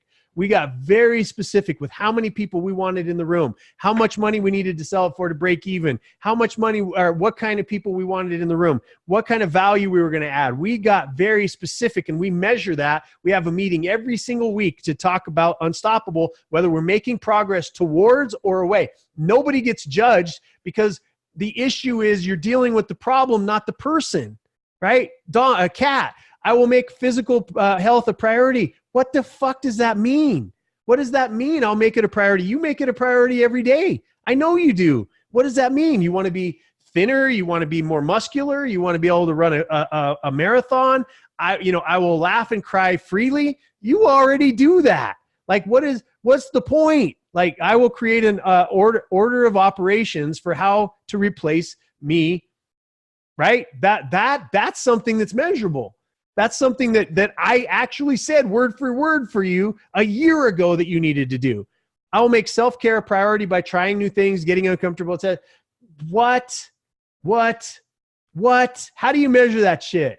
Okay? Like, I love you. You know I do. I'll help. Let's go with Thomas's. I'll help transition Kristen to a fully run the brand workshop content teams. Now, here's the thing. I'm hammering down on Kat and Carol and Rayanne because they had the balls to put their stuff up here, right? And what I want you to do is, there's some of you that are going, oh shit, I'm glad I didn't type my stuff in there because I put that vague bullshit myself, right? Rayanne, start and finish the G-Spot course. Excellent outcome. Get clearance to work, find job or create job. All right. Like, I don't know what that means, but if anybody tried to tell me I couldn't work, fuck them. You know, you can sell shit from your wheelchair if you have to. I've seen it happen, right? You need to create revenue, period. How much revenue? Amy, it's all panelists. It's in the comments. Let's see. Create relationships with 4 to 5 organizations who serve at-risk demographics. Raise the funds. I know the amount to help 300 people. Excellent, Candace. You know, whatever that amount is, if you know it, you just don't want to display it, that's fine, right? Film an entire season of TV show Soul on Fire. Why, Noelle? Why? Why do you want to do that? Dental insurance for my family. That's very measurable, right? There's a great purpose. Bigger car for my family. Why? I don't know what that means. What bigger car? Do you want a Lexus 470? What kind of a car do you want? Be specific. Then you can go out and you can say, okay, that's the car. Here's how much money it is. Here's how much I need to make per month. Here's how much I need to put down on a down payment. Everything else, right? Like James, you got $15,000 down for a down payment for a house. Excellent. Zenoa. That's David, right? Rebuild. I don't know what that means. I will be here. I will help for more than 50 businesses develop a scalable brand. Look, that Thomas has been around us enough, and plus he's had a lot of success in his life to know and understand that those are measurable outcomes. Rebuild life after divorce, home and health. I'm not sure. I think Zenoa is who I think it is, but we'll get to that in a minute. James, look, weigh 190 pounds, 15% body mass. Love that, right? 1 million revenue. Kat Dawn, fuck you. Thanks, Kat. That's measurable. Got it. So pay $1,000. Look, you guys are starting to get through it. Go through Tatiana, go through leadership training and become a senior leader for TR. Got it. To provide amazing analytics for my company to get an increase in money and PTO. Right? What are that? I mean, again, I'm hoping that you know what these specifics are. Stop getting in my way by sleeping past 5 a.m. That's Brian. Brian, a lot of viewers are very emotional, bro. And stop beating yourself up. For fuck's sake, stop beating yourself up, Brian Breen. Tired of it. Tired of you beating yourself up. Stop it. Stop it. I would also add to that. Stop telling yourself a story that 5 a.m. gets you in your way. We have a really good friend on the West Coast who probably gets up at 11, but he works till 3. And he says, why am I considered lazy and everyone else is considered go-getters? Stop telling yourself a bullshit story that you've got to get up at 5 a.m. in order to be worth a shit. You get up at 7 and you're already disappointed yourself. It's bullshit. Stop it. It doesn't work. Just get shit done when you get up. Now, if you're laying in bed because you don't have a strong enough why, get a stronger why and get the hell out of bed. Yeah, and stop beating yourself up. I mean, again, there's nobody that look, I know it, especially in today's day and age, it's not popular to say, but men are getting the shit beat out of them because we have this thing called testosterone and fucking ambition. Fuck the world. I don't care how long it takes to get through this PC bullshit, but I will still be a fucking caveman on the other side of this shit, right? I don't the feelings and all this other kind of stuff. Stop beating yourself up, man. You are a good man. You are a good husband. You are a good father. You are a good human being, man. Just stop fucking beating yourself up. Good. I love the way that this is going. Scotty Goss, what are you seeing here, brother? Give me some feedback on these specifics. I love how you guys touch on being measurable. That's amazing. So I'm looking through all the goals. Really, really awesome goals. So here's the challenge. The challenge is that, you're watching. So people are putting down, most people are probably getting to 1 goal, 2 goals, 3 goals. And I imagine most people have trouble getting 4 goals. So they're probably putting a bullshit goal down for 3 or 4 that may not be something they really want, just to be able to get 4 because we're all overachievers on the call, right? So I challenge you to be able to maybe add another goal or get rid of one of their bullshit goals to think, okay, how can you set a goal that can be like a needle mover, that's going to be able to impact your life the biggest? Could be changing your body. It could be getting married. It could be having a child. It could be a new business. What is going to really move your life faster? So maybe think about adding another goal or even get rid of one of the bullshit goals of what's going to move your life faster. Needle mover. I love it. I love that. And Scott, what areas do you set outcomes for yourself for the year? I hate the word goal. I mean, it may literally, like, the word goal makes me gag in my fucking mouth, right? Because it's been so I got to make Joe's head shake once a day. But at the end of the day, it's really about an outcome, because a goal is weak. It has no spine. It's like, it's been so overused that we don't connect to it, and we don't put it down so it's measurable, right? So what areas do you focus on for outcomes in because I know you're really great about setting outcomes. You've been an achiever your entire life ever since I've known you. So what are the areas that you focus on? If people could narrow it down, like you said, I mean, people might be throwing up bullshit things that are and they could think about it after this, but I like beating the crap out of the vagary, because that's why people get stuck. They're like, I'm on fire. I want to change the world. And then I'm going to do some PT and be healthy, health, mind, and soul. What the fuck? How do you measure that? So what are the areas that they should focus on, Scott? Well, along with measuring, of course, but the 4 things that I like are, mental. How can you be able to train yourself mentally, emotionally, as we know, so important, spiritually as well, and also physically. So that you would be able to, daily basis, just work on those 4, and as you improve those 4, you're going to be able to grow into and be able to expand into the goal. So that's the challenge we forget about sometimes, is how can we be able to grow into the goal and be able to do the reps, do the work, put the exercise in, and be able to get uncomfortable and just work on, how to be able to grow as a person as well. Got it. Joe, you have anything to add? Hang on, I got to unmute you. I'm sure you're saying really cool stuff. So, Thanks, man. So a lot of people have resistance to this because they forgot how to dream, and they have let themselves down in the past. I want to say it again. Say what you just said again. They let themselves down in the past. They forgot how to dream, and they let themselves down. So they set a goal and they didn't achieve it, and then they beat themselves up. So they say, "Oh, good gracious, I can't reach far, because if I reach too far and I miss it, I'm going to feel terrible." It's as corny as it sounds, but you reach for the stars, and or reach for the moon, and if you miss, at least you're amongst the stars.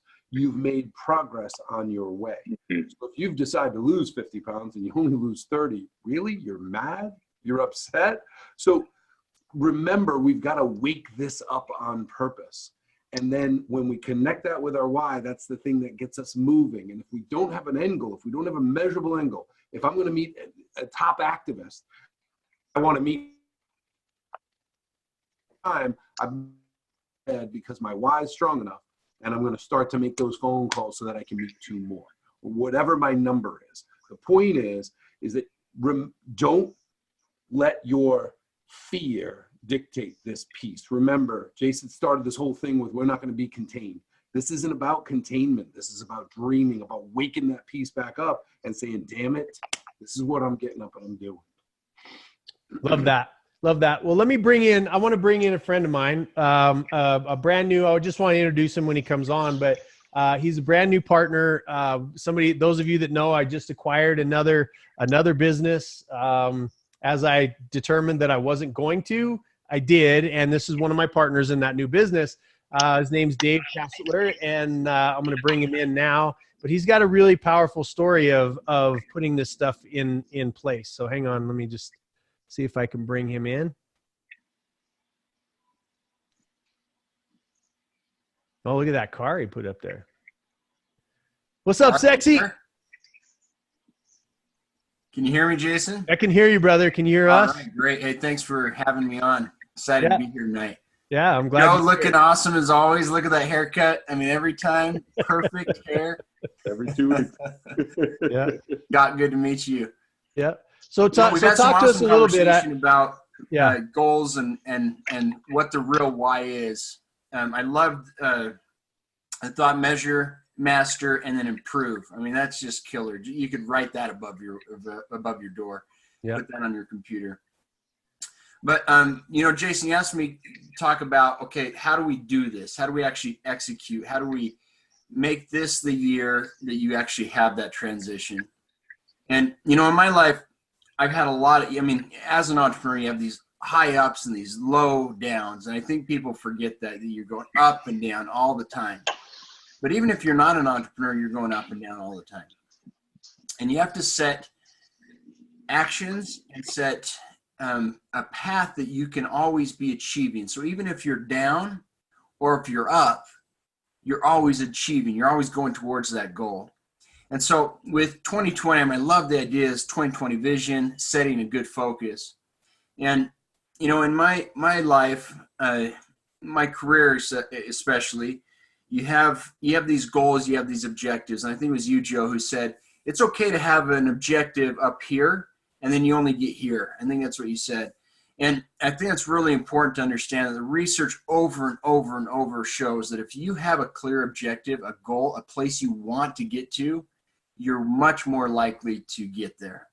And so when you asked me, I said, well, okay, what would you do and how do you do this? So I have really 3 things that I want everyone to take away from my little segment here. The first one is set at least one goal in each area. Now, Scott mentioned 4, and I'm going to add 2 more to Scott's. So physical, mental or intellectual, emotional, spiritual, social, and occupational. So social and occupational, Scott, those are my 2 that I would add to your list. Social, because your relationships, that's what creates abundance in life. That's what makes life worth living. And when you have tons of money, it's great. But if you don't have any money, it can still be great. Money, I know a lot of wealthy people who have tons and tons of money, but their relationships are terrible. They're miserable. and it doesn't matter how much money you have. Yeah.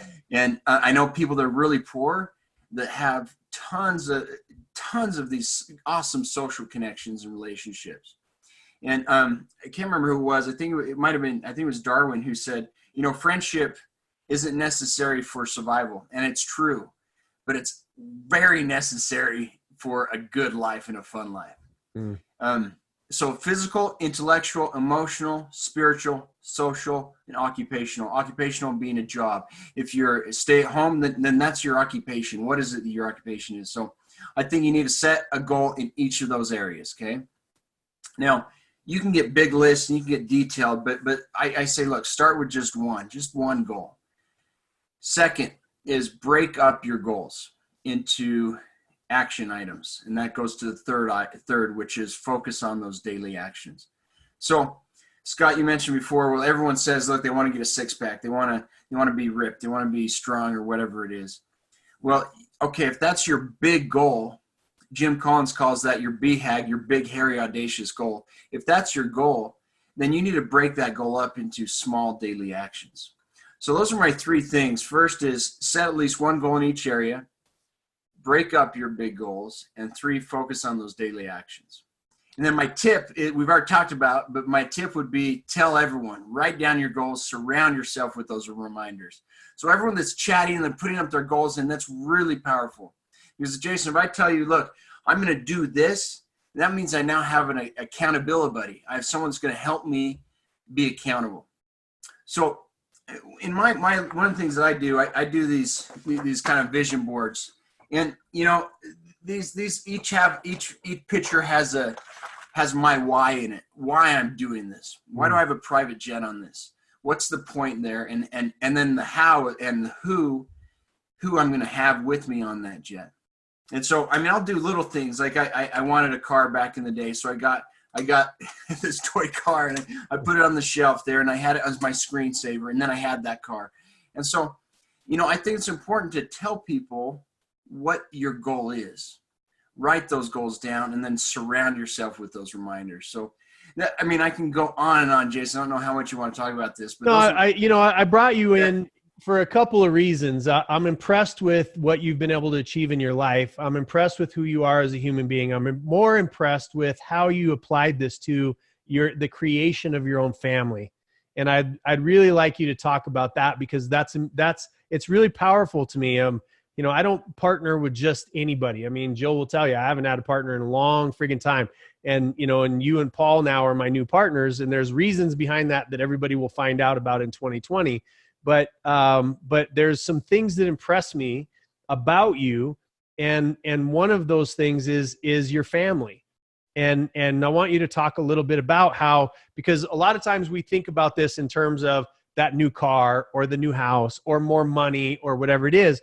But I want you to talk about you and your wife's walk through building and wanting a family. Yeah, no, that's great. So, I think that's good, Jason. You go right to the heart of kind of the why and the who, because I think that's a great concept to look at the why and the who and separate those. First of all, I didn't want to get married when I lived in Thailand for several years doing service. And I came back and I didn't want to get married. I wasn't planning on getting married. I was young and I met this girl and right away, I just knew right away. And it's the weirdest thing. I know people it doesn't click with and I just got lucky. I think, for me, it was like God knew that I was so dumb that he needed someone smart to be with, not to screw up my life. And so anyway, we got together and she was from a family of 11 children. And she told me, she's like, look, I want 6 kids. I'm like, okay, cool, let's do it. And for 10 years, Jason, we could not have children. 10 years of infertility. Say that again. I just want everybody to hear you. For 10 years, you guys couldn't have kids. 10 years, yeah. Mm-hmm. And if you're going through infertility, and I can talk in depth about this, Jason. I've seen my swimmers under a microscope. I've done everything you can think of: Chinese diets, acupressure, acupuncture. I have too, but for different reasons. Everything you think. We've done 3 different countries. We've done infertility stuff. So infertility is really hard because it's something that no one really sees outwardly, and you have your monthly cycle as a woman.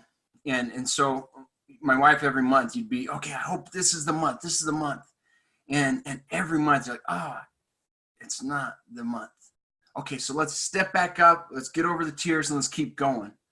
And, infertility is one of those things that it really is hidden. No one ever sees it. No, you don't know. And so my wife's an attorney. She went back to law school. She's very smart. And we'd get comments, they're just working on their careers.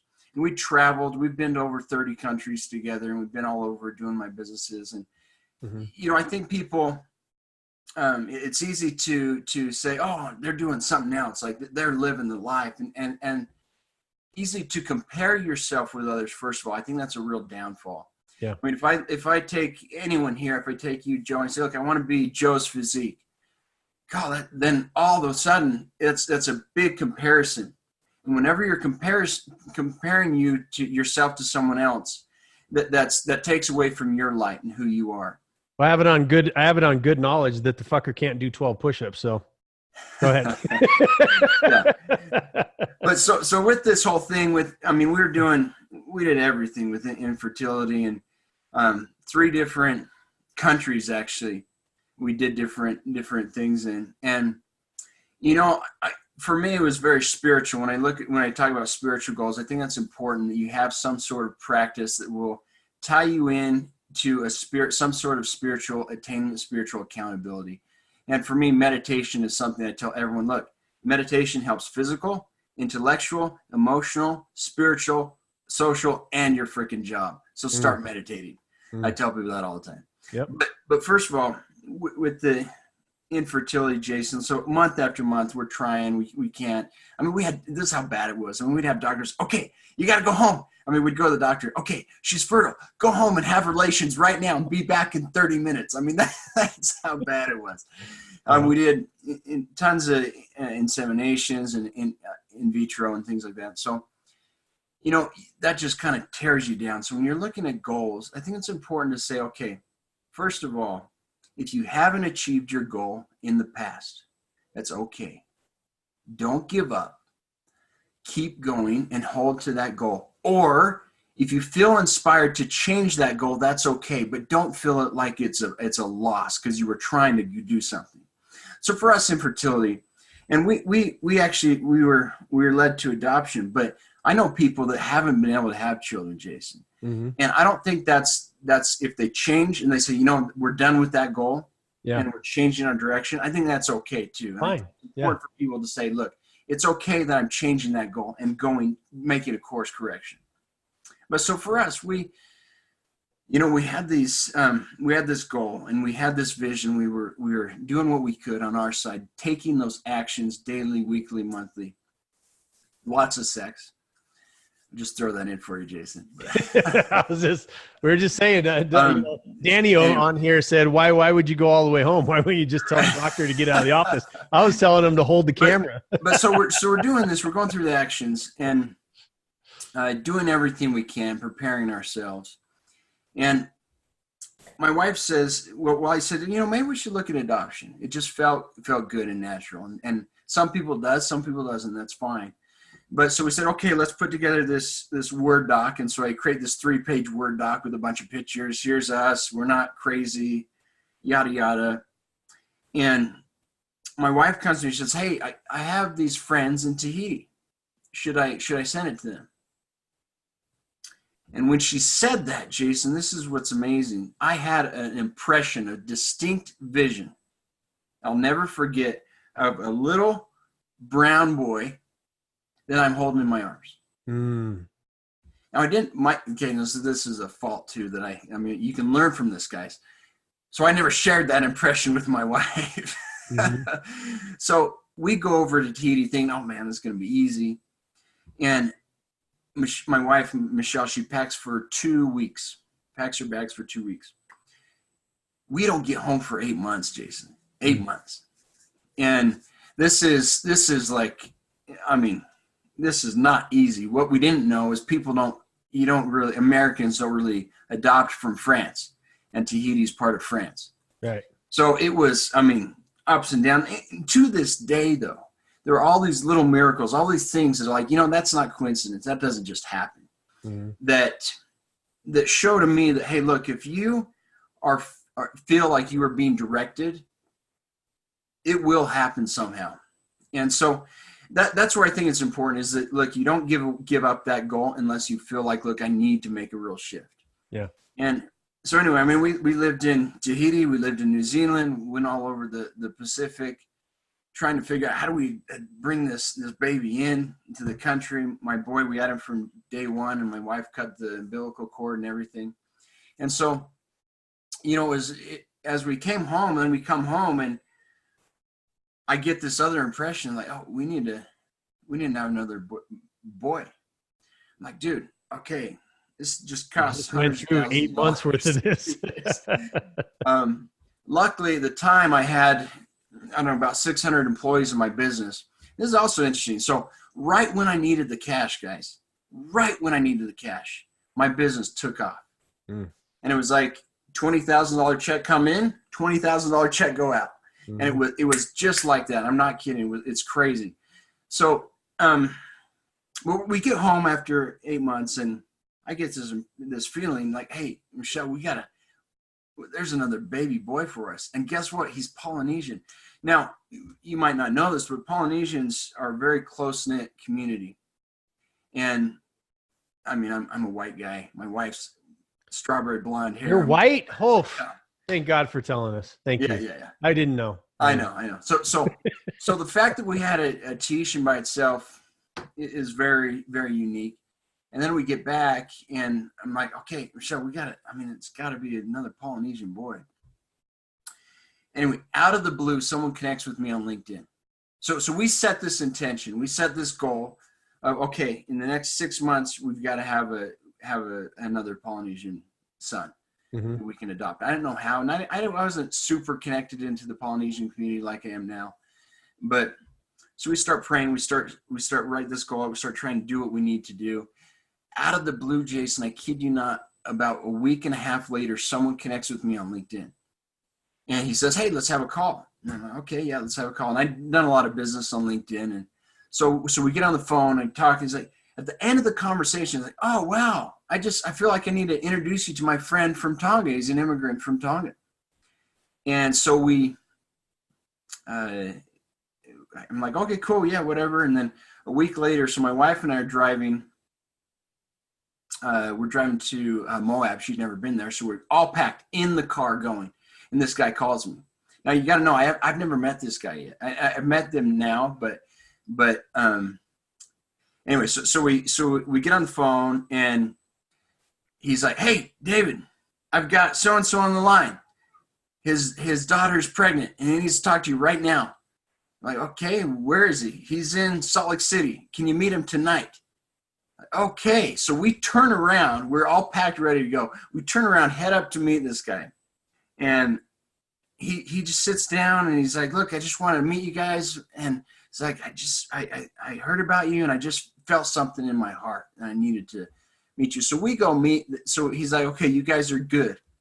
Now, in the Polynesian community, it's very hierarchical with the mother and father and the grandparents are kind of the oversee what's happening. And so they just wanted to make sure we were okay.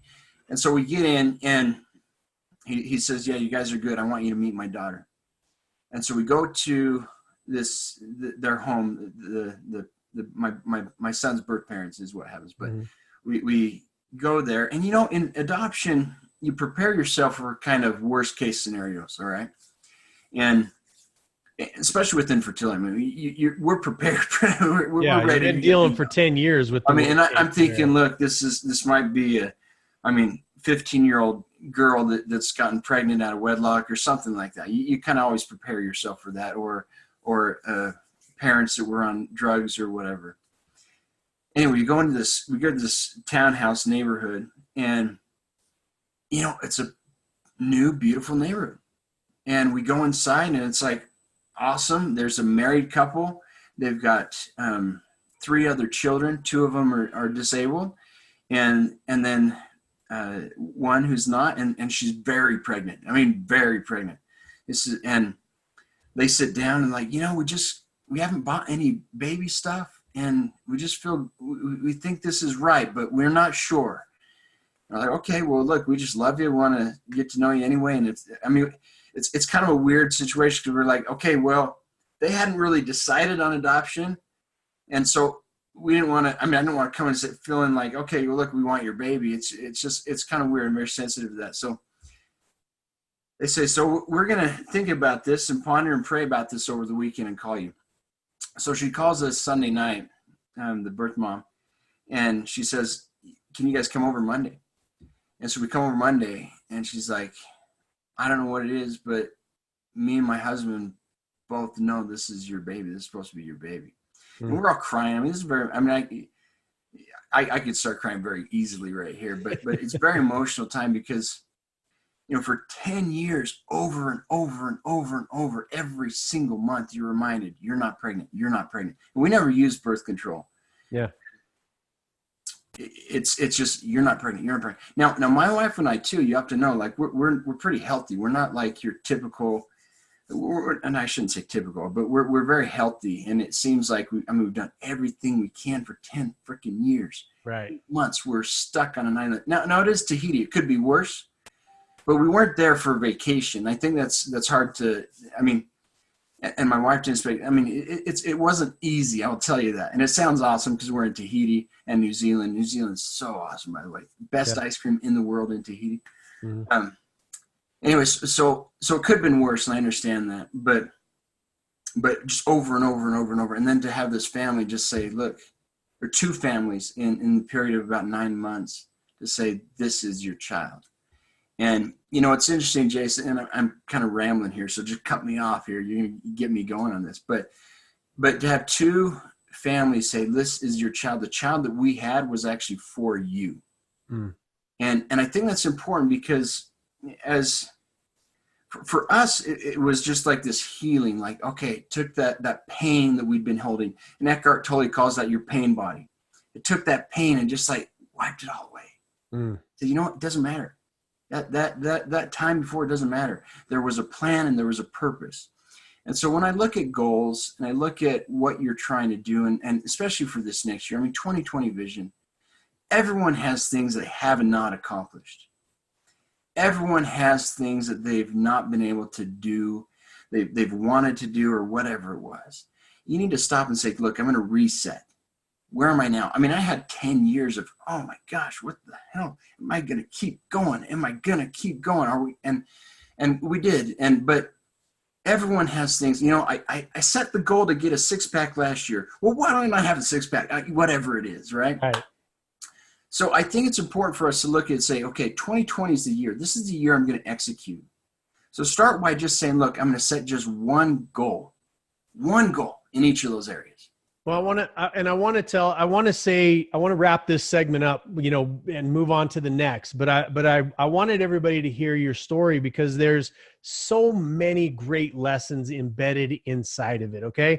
Number one is that we overestimate what we can get done in a year and underestimate what we can get done in a decade. Right. And so 10 years, 10 years of trying, you ended up getting your outcome anyway. Right.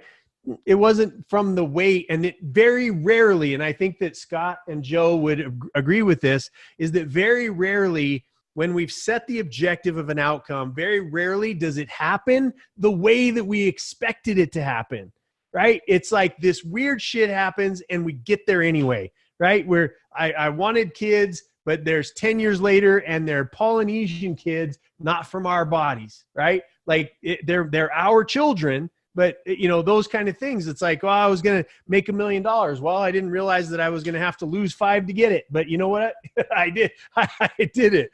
It's along those ways. That's one of the great lessons I wanted to learn everybody to hear from you. The second one is that it's that deep connection to the emotional connection to the outcome and not staying contained. You didn't stay contained. You didn't go, you know, oh, everybody's judging us. I come from a family of 11. You know, we should have 12 kids by now, blah, blah, blah. Like all of that stuff, you didn't stay contained. You dealt with what you had to deal with. You and your wife, who, by the way, is a powerhouse. She's very beautiful. She's amazing. She's got a great spirit. Like, you guys are a great family and a great example. And second or thirdly is the specificity of which you went about your outcome, right? The specificity. And that's why I was beating everybody up earlier was don't be vague. That you've got to be specific in whatever you're trying to achieve so that it's measurable so that you can achieve it. And I couldn't think of anybody better to bring on. I wanted also for them to meet you because the company that we're involved in is really we're focused on killing and getting rid of the opioid addiction in this country, in the world, really. We're really focused on that. We're focused on attacking cancer head on. We're focused together in that realm, and they're going to meet you. Everybody's going to meet you. That's going to go to Florida. They're going to meet you because you're going to be on the health and wellness deal. You've built several companies. You've been very successful. You just sold another really great company, and you've been very successful in your career. But I want everybody to get a viewpoint into your heart, which is why I'm partners with you in this business, and the things that they're going to learn about on the health and wellness side of things. Jason, can I say just one last thing? Yeah, please. I think it's important as we're setting these goals. Sometimes you don't have to know all the hows. You be very specific with what that goal is. And sometimes, just like Jason, even the fact that you and I are partnered right now. So I had a good friend that I knew, I'm like, I got to help this guy. I got to figure this out. Jason's walking through and he's got these Polynesian tattoos. I'm like, hey, where'd you get those Polynesian tattoos? And so happens that it's at my son's birth father's place. And there's a connection. It's like, oh, wow, interesting. So my adoption led to this.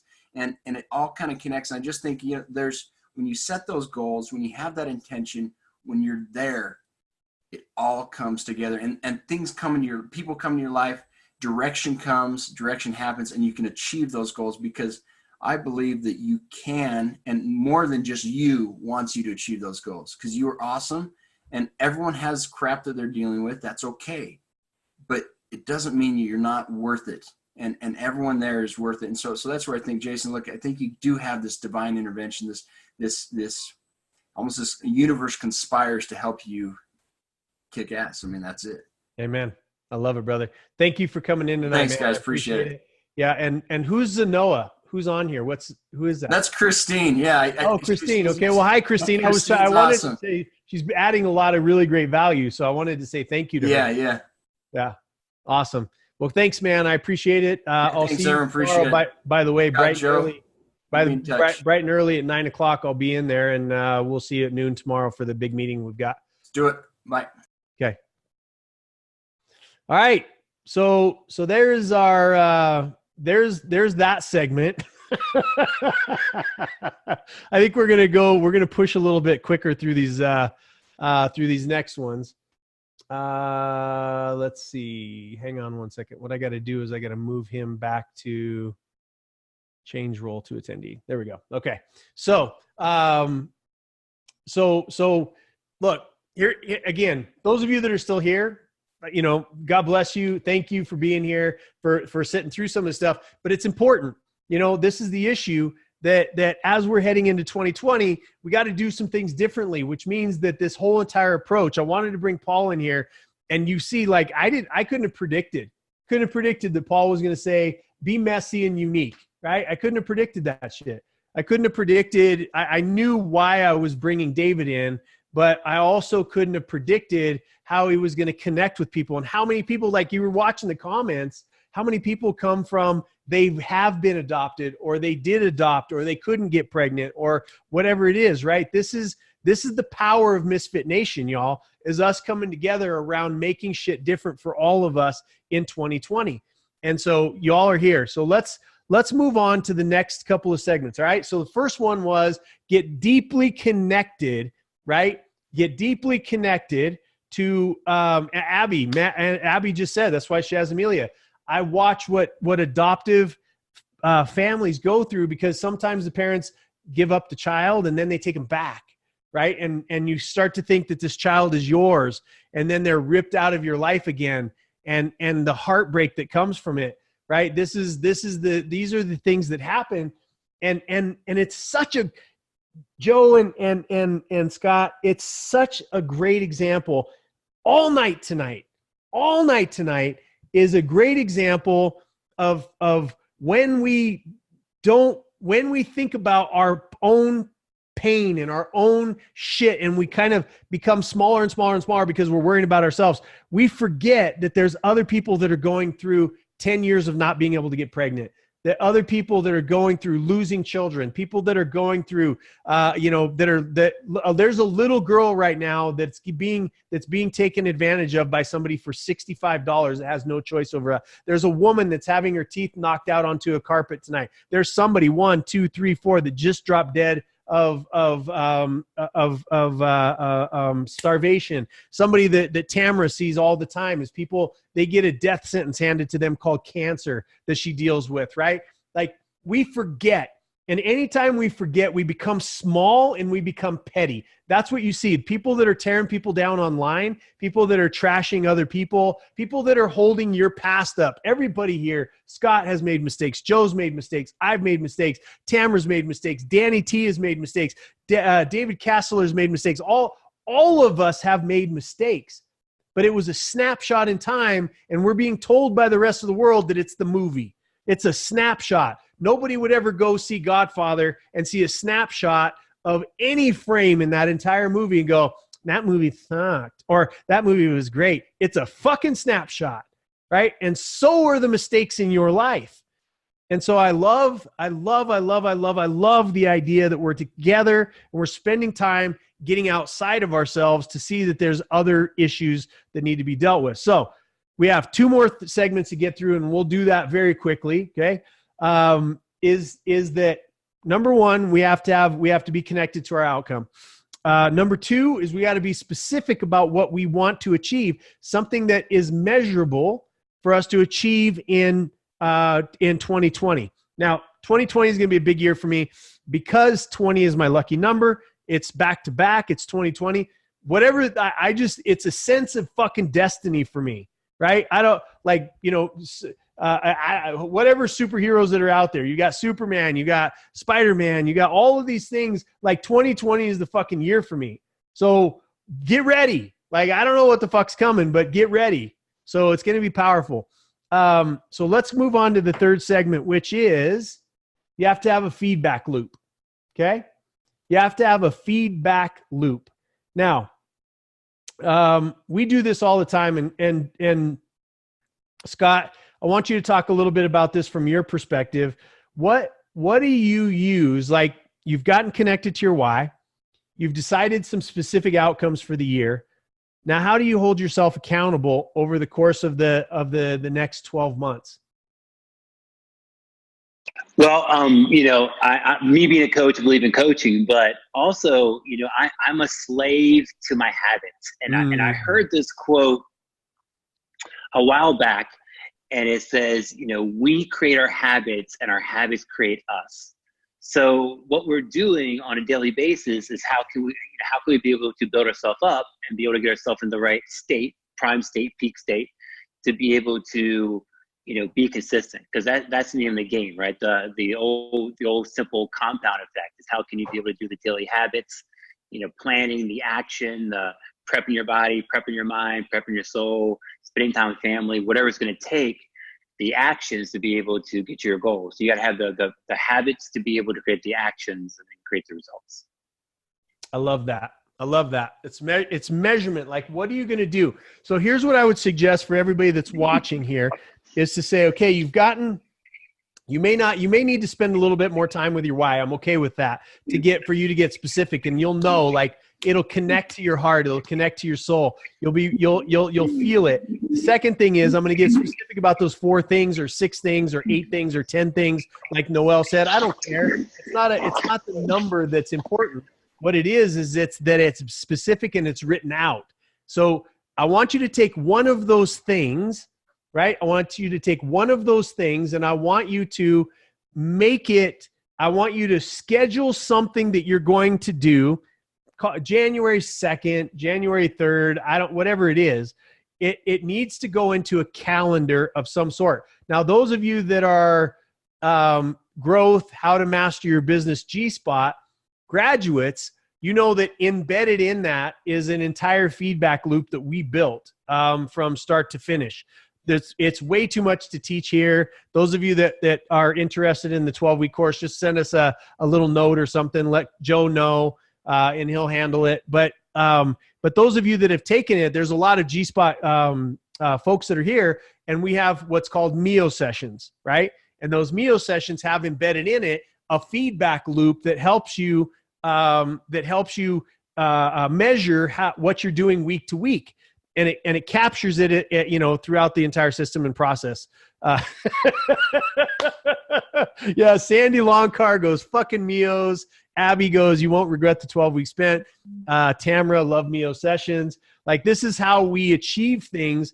And I've applied it. Yes, we use it in business. Yes, that's how we've, taken companies from where they are to where they want to be over the course of the years. But this is the fundamental component of what my business sense is built around. It's a feedback loop. It's that if we say, a lot of companies get to the end of the year and they're like, oh, we did, 500,000.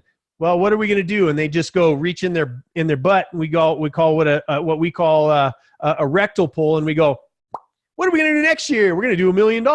Yay, that's a rectal pull, right? And just like anything you would pull out of your ass, it smells, right? It stinks. It's not accurate. It's not specific. You don't have an action plan behind it.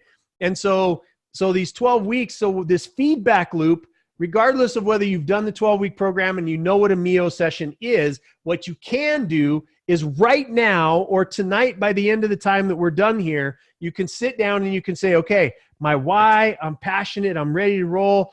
My outcomes, I want to make $1 million. I want to be 15% body fat. I want to be in a loving relationship and blah, blah, blah, whatever the case may be for you. Now you can go and you can say the formula is that I have an outcome, right? A measurable outcome. And there's an X, which is today or January 2nd or whatever it is, right? You go January 2nd, and then you have a Y. So I want to lose 10 pounds in 30 days. You have an X. That's the beginning start point, which would be January 2nd. And the Y would be January 30th. So if you're going to do it for the year, obviously January 2nd to December 31st of 2020, whatever that may be. Keep them shorter. We plan in 90-day increments. It's bite-sized for me. In 90 days, if I can say at the end of the year, I want to make $1 million. Now I divide that up by 4. What is that? $333,333.33. Okay. Now if I take that and I divide that by 3, now that's 120, whatever it is, $1,000 a month. Now I can divide that by 4 weeks. Now I can divide that by 7 days. Now I know what I need to be making every single day. Right. So we tend to chunk things in 90 days because it's bite size. And at the end of that 90 days, I can see what works and what doesn't work. This is a feedback loop that we built based on quarters, 90 days. We used to call it tertiles, but we got tired of making fun of Joe for coming up with the word tertile. And now we call it quarters because that's what it is. So in this feedback loop, if you have a feedback loop, all it's telling you, remember, disassociate yourself from the emotion. Okay, Joe, I'm gonna have you talk about this because you teach this all day long, every day to every one of our clients, and I want you to talk about it a little bit. But I want you to, in your mind, disassociate yourself from the emotion of what we're talking about here, and just know that what Scott said was you are a slave to your habits. And if you get into a habit of putting and programming things into 90 days, 30 days, 7 days, 24 hours, then you're going to be much better. You're going to be able to measure your progress a lot more. And I will leave you with this before I hand it over to Joe on this, is that if you want to lose weight, if you want to make money, if you want a better relationship, if you want more joy in your life, if you want to travel, whatever it is for you, make it your fucking job. Don't make it a maybe. It's gonna happen maybe-ish, right? Or I'd like to make $1 million in 2020. Like, it's your job, right? And you are going to commit to it, and you are going to be it, right? So, Joe, what do you see with all the different customers and the clients and the people that we've worked with in this area? So this area is vital. It's one of the most important things that we do. And it's something that we make non-negotiable with clients that we work with moving forward. Even like with David and Paul, as we work with them, the Mio session has become non-negotiable. It's one of those pieces that is absolutely crucial and critical. So really what it is it's measuring, I said a few, I don't know, 14, 15 hours ago that, that what's the 4-minute mile without the 4 minutes, right? We have to measure it. But in order to run a 4-minute mile, I have to start with an 8-minute mile. And then, so what I want to do is I want to chunk that back. If I want to run a 4-minute mile and I want to give myself, or a lot of times people say, oh, I want to do a marathon, or I want to make $1 million. $1 million every month is $83,333. So we know that 100,000 is $8,333. So, okay, we can use those kind of formulas to kind of break it down. It doesn't matter what number you use. You can use 50 grand, you can use 150 grand, you can use 150 million. And what you have to have now is we break that down as what do I have to accomplish in order to be able to do that and get to that outcome. Now, we break it down, we do 90 days so we have the vision of where we're going. We don't do 12-month very often. We'll go to 12-month every once in a blue, just on a big board so that we have the vision, but we don't go any further than that, because any further than that, too much changes in today's environment, the fast-moving economy and all the rule changes. So we stay 12 months to the max, and then we'll go to 90-day chunks. And those 90-day chunks, as we do them, we'll break them down to monthly, and then from there, our meals are done weekly. And so we can watch our progress weekly. Now, to Scott's point, our daily habits lead to our weekly outcomes. So what we do every day, I can't lose the 2 pounds I wanted to lose. If I want to lose 8 pounds in a month or 10 pounds in a month, I can't lose 2.5 pounds on Saturday. So I'm going to be behind. So it's my daily habits that are going to get me there. So my daily habits of how many phone calls do I make? How many contacts do I make? Those are my daily habits that lead to my weekly outcome of making whatever that 8,300, $2,000 a week. So now I can break that down that I make phone calls 5 days a week. So I want to divide that 2 grand by 5 days. Now I know how much I need to be working. And now here's what's important. It's not about going, well, I'm off my goal. Never mind. It's, oh, I'm behind. And then all of a sudden I get a $10,000 sale. Now I'm ahead, but I'm tracking it to make sure that I'm focusing on the outcomes that I'm looking for. So it can be health and wellness. It can be, Jason's helped a friend, his kid was addicted to narcotics? Yep. And they used this method in order to be able to get him off, because we could take daily activities, and that led to a weekly outcome, which is what we call our massively important outcomes, which leads to our overall goal. Another guy that was getting divorced, they were going to get divorced, and we applied it to his marriage. And, the issue, other people that have been like, obese, that have been my friends, we just apply this method. And, it's funny because I'm putting myself in everybody's shoes that it's listening to Joe. Right. And you go, oh, the first part was exciting. Oh, the second part was exciting. Second part, fuck this. Like,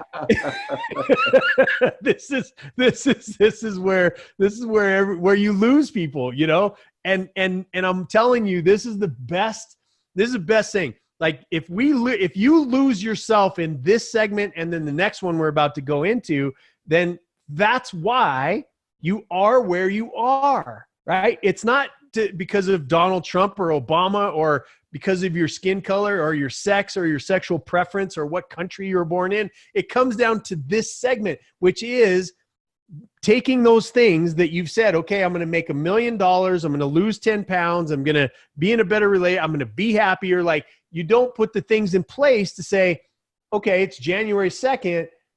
Did I make the $2,847 that I needed to so that I can make the $1 million this year? Yes, I did, or no, I didn't, right? And this is where people go, I was going to make $1 million, but by the 5th, I realized, fuck, I'm $7,000 behind. Bucket, I quit, right? I quit. And that's what people do. Here's what I am calling everybody that's in Misfit Nation that's on this call tonight is to do not quit. It's okay for you to go, I didn't make $1 million, but I made 800,327, right? That's okay. That's okay, because it's better than probably what you did last year. You know, it's setting yourself in a place, and I'm speaking directly to Rayanne tonight to say, I'm going to be cleared to go back to work. There is 100 things that you can do that you don't have to physically do for work. You are great at marketing. You are great at advertising. You're great with colors. You're great with all kinds of shit. You can go and you can buy shit and sell it on. My son is buying shoes from other people and he's reselling them, and he's making more money than I was making at 30 years old, right? And because he's reselling, he buys a tracksuit for $100. He sells it for $150. Takes that money, turns it back around. He buys a pair of Nikes for $200 and he sells it for $326. Like, he's just constantly doing this stuff over and over and over again. And it didn't take that much to get started. I gave him a loan of $500 to get started. That's what I gave him, right? And so at the end of the day, what I want us to start doing is to start saying, okay, if these are the numbers that we want, what do we get? This is where the rubber meets the road. This is where the rubber meets the road. You've got to have that feedback loop saying, all right, dividing $1 million or dividing $100,000 or whatever it is by 365 days, how much should I have made today? And don't be like, you know, some people are like, well, I wanted to get a six-pack, but I was driving by McDonald's and I was starving and I got a Big Mac. And then you're like, well, fuck it, I ate a Big Mac, so now I'm going to have a strawberry shake. I'm going to have the French fries. I'm going to have the cherry pie. I'm going to matter of fact, give me 2 Big Macs because screw it, you know? And this is what we tend to do as human beings. It's called discipline. It's executing on discipline and saying, okay, I'm a little bit off pace. Let's get me back on pace. You know what does that? Is your why. That's what brings you back.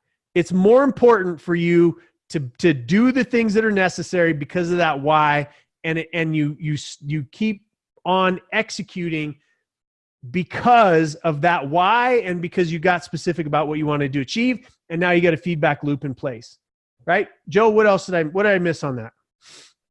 Nothing. It's just measuring so that you know whether you're getting closer or you're getting further away. I mean, that's really all we can say about it. But it's so vitally important.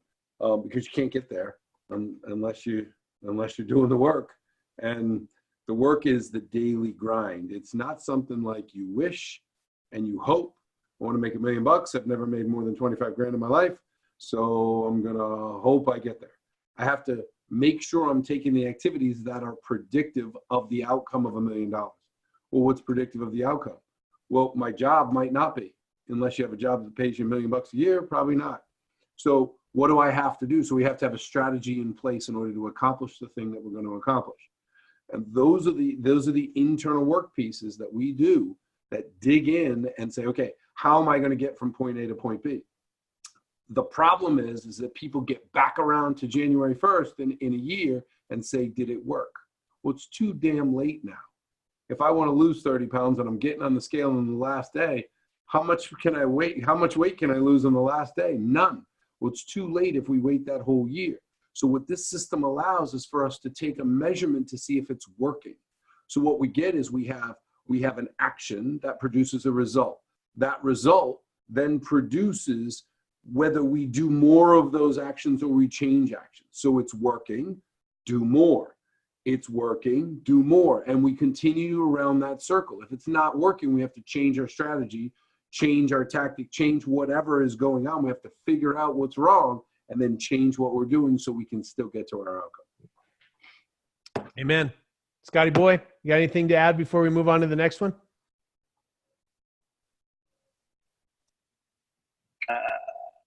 Okay.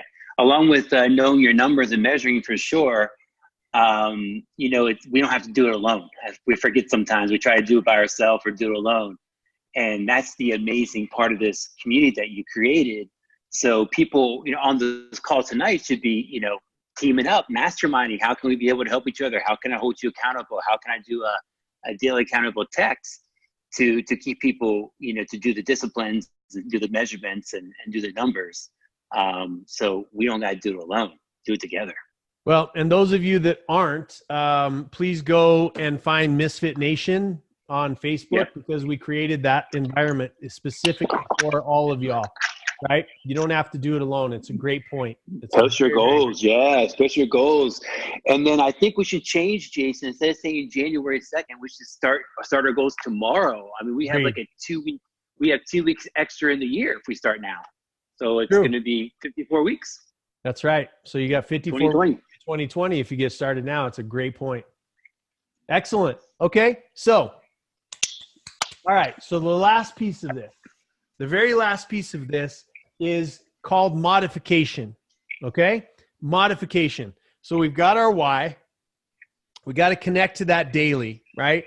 Second piece is that we're going to get specific about 4 to 6 to 10. I don't really care how many it is, but it's got to be specific and it's got to be measurable action items. And then you're going to set up a feedback loop every day, or at least every 7 days. You're going to come back and you're going to say, am I closer to or further away? No judgment, no emotion, just yeses or nos, right? Those of you that have taken the 12-week course, utilize your MIO sessions for this segment, right? And for those of you that don't know what I'm talking about, either get the 12-week course or just have yourself a calendar, and from every Monday or every Sunday or every Saturday, whatever it is for you, Saturday to Saturday, say, I'm going to achieve these 4 things. I'm going to achieve these 6 things.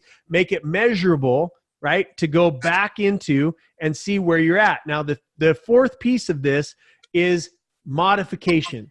And this is one of the most important pieces. Again, the last 2 pieces are the master steps that seem the least emotion-based, but they're the most important for you to be able to achieve and change your behavior and to be able to achieve the outcomes you're looking for. Modification simply means that if at the end of 7 days that what you thought you were going to do, let's say, okay, I want to lose 10 pounds, and one of your outcomes, your action items every week was to go to what's the 31 flavors of ice cream? Baskin Robbins? Yeah.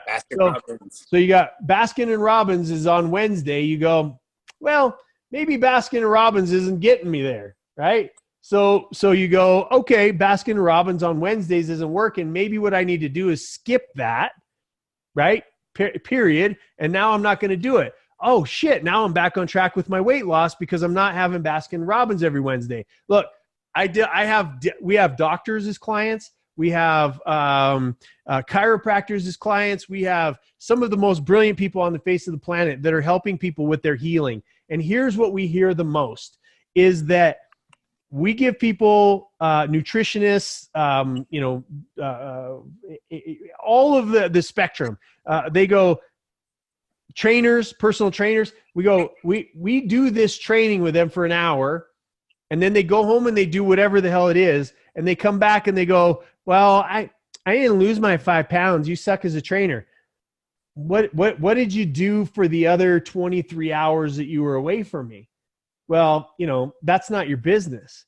Well, I went and got ice cream, and I eat McDonald's, and I don't drink water very much, and I drink it. Like, what? You got to be honest. The honesty piece here is you're going to modify your approach, and that's a master step that most people don't get to because they're busy blaming I'm just big boned, Joe. Joe, I'm big boned. Are you? Are you really? Or is it your habits, right? Is it your habits? Is it the thing? Because I've been big boned. And I know why I was big boned. I was eating the wrong shit and I wasn't moving very much. Right. So it's getting really, really crystal clear with that feedback loop to say, all right, the things that I'm doing are not, they're not working. So when you look at modifying your approach, it just means I'm working on this. Be very specific about your outcome. If the $1 million is the outcome, if $100,000 is the outcome, that's okay. Don't change the outcome. Change the approach. How many times do we change the approach, Scotty Goss? Until it happens. Until you get the desired outcome. Yep. And people say a lot of times that they're like, I tried everything. How many things did they try, Joe? Two. On average. 2. Yeah. On average, 2 fucking things. You tried everything? Really? Like Kevin Hart would say, really? Like, it's not, you tried 2 fucking things. Like, try 4 things, try 8 things, try doing it like 10,000 times. You know, that's what created the light bulb, was Yes. 10,000 attempts that, 9,999 that didn't work. So you change your approach until you see that happen. So on modification, Scotty Goss, what do you got? Well, you got to be able to first be able to be aware of what's going on, right? So you got to be able to be monitoring, be able to measure, and also have that accountability group. But also, you got to be honest with yourself. You got to be honest with yourself and say, why isn't this working, or why am I not taking the actions I should be doing, right? So if I'm going to the gym 1 hour a day, eating Baskin Robbins, like, why am I doing that? So, I think throughout the year, when we're on fire and motivated, and then we're also stuck, which is going to happen, or frustrated, we have to be able to also always be able to be honest, like, why is this happening? And be able to adjust our approach, maybe change some habits, change some disciplines, change some measurements to be able to get where we want to go as well. Always got to modify and change. Love it. How about you, Joe? A few things, a couple things that we'll talk about. Paul said something about unlearning things. We get so stuck in some things. So sometimes we have a way, we're going to get there a certain way. But remember, the outcome is really what we're driving for, that why. So that's what we call commander's intent. So the commander says, blow up the bridge, get rid of the bridge, or the bad guys are going to come get us. So if the first way doesn't work, we come up with second way, third way, fourth way, fifth way, until the bridge is gone. Otherwise, the bad guys are going to come get us. So it's really about driving for that outcome. So we'll give you a hard example, a pretty it's easy to understand, but a firm example so that you get it. Let's say you want to make that 100 grand, because we've been using weight loss all night. That's $8,333 a month. Okay, let's break that down into a week. That's $2,085 a week. Let's say we're going to work 6 days a week and we're going to take Sunday off. That's about $350 a day. So now we have to have a strategy in order to get the 350. And if we're not getting the 350, then we have to change our approach. Well, now we need to know our closing ratio, right? We need to know how much money we make. Every time I sell something, I make $100. Well, I'm trying to make 350 a day. Okay, well, if my closing ratio is 50%, that means I've got to make 6 calls or 7 calls. And because I'm going to close 3.5 of them, I'm going to make my 350. And if that's not working, now I have to adjust and I have to move it. So it's really that kind of dialed in. Now, how am I going to make those calls? Those calls are going to lead to presentations. Those presentations are going to lead to proposals. Those proposals are going to lead to closes. So we can break this down and we can say that the activity that I'm doing is predictive.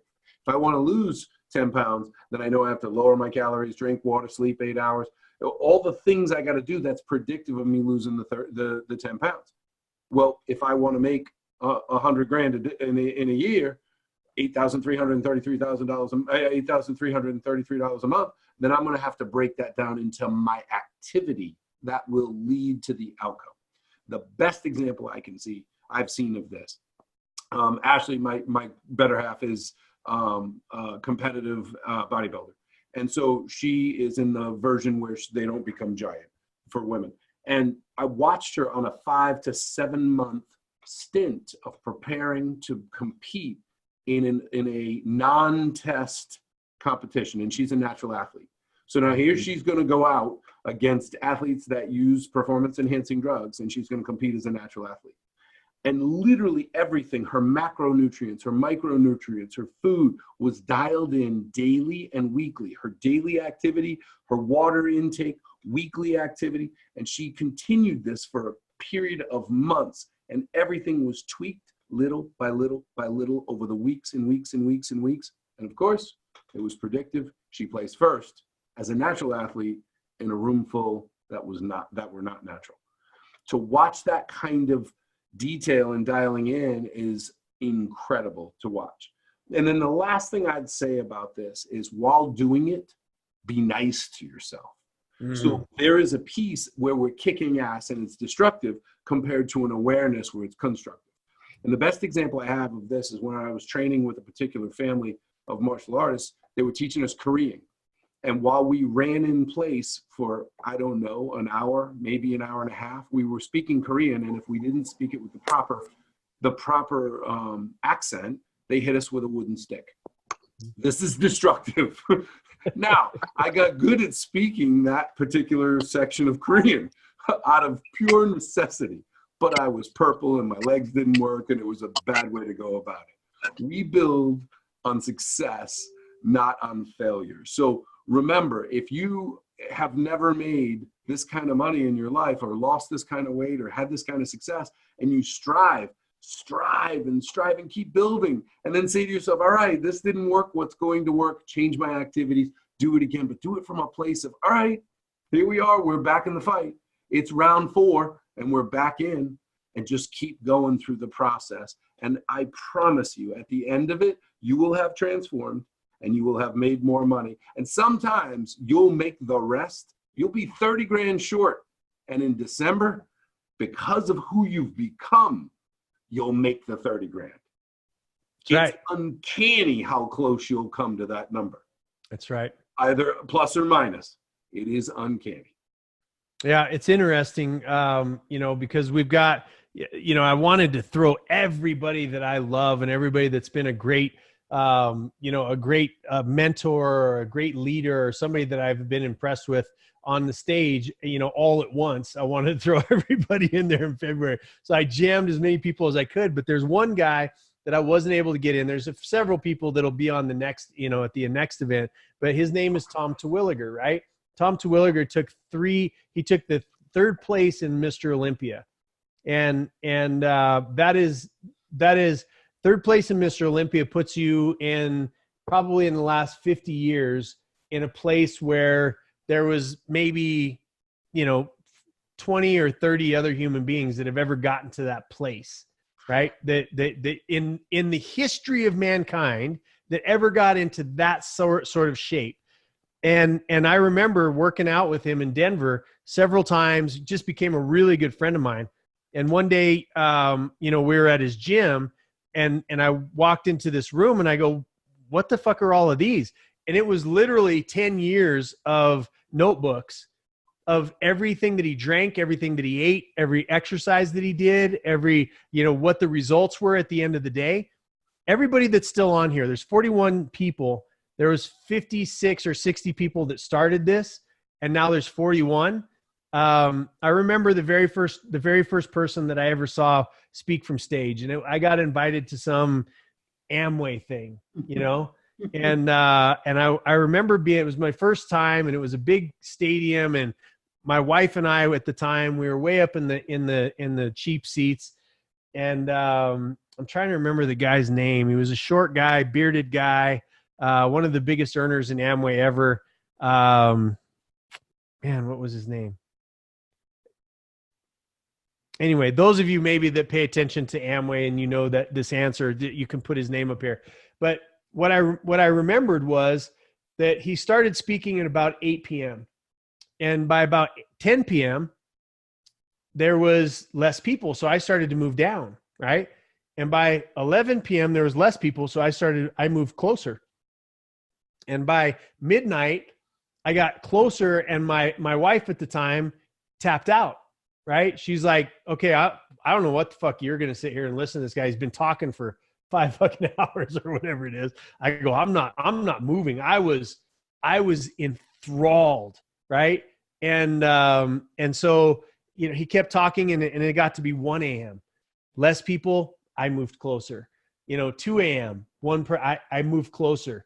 And pretty soon it's 4 o'clock in the morning and this guy is still going, and there's like 12 of us left, right? There's like 12 of us left in this thing.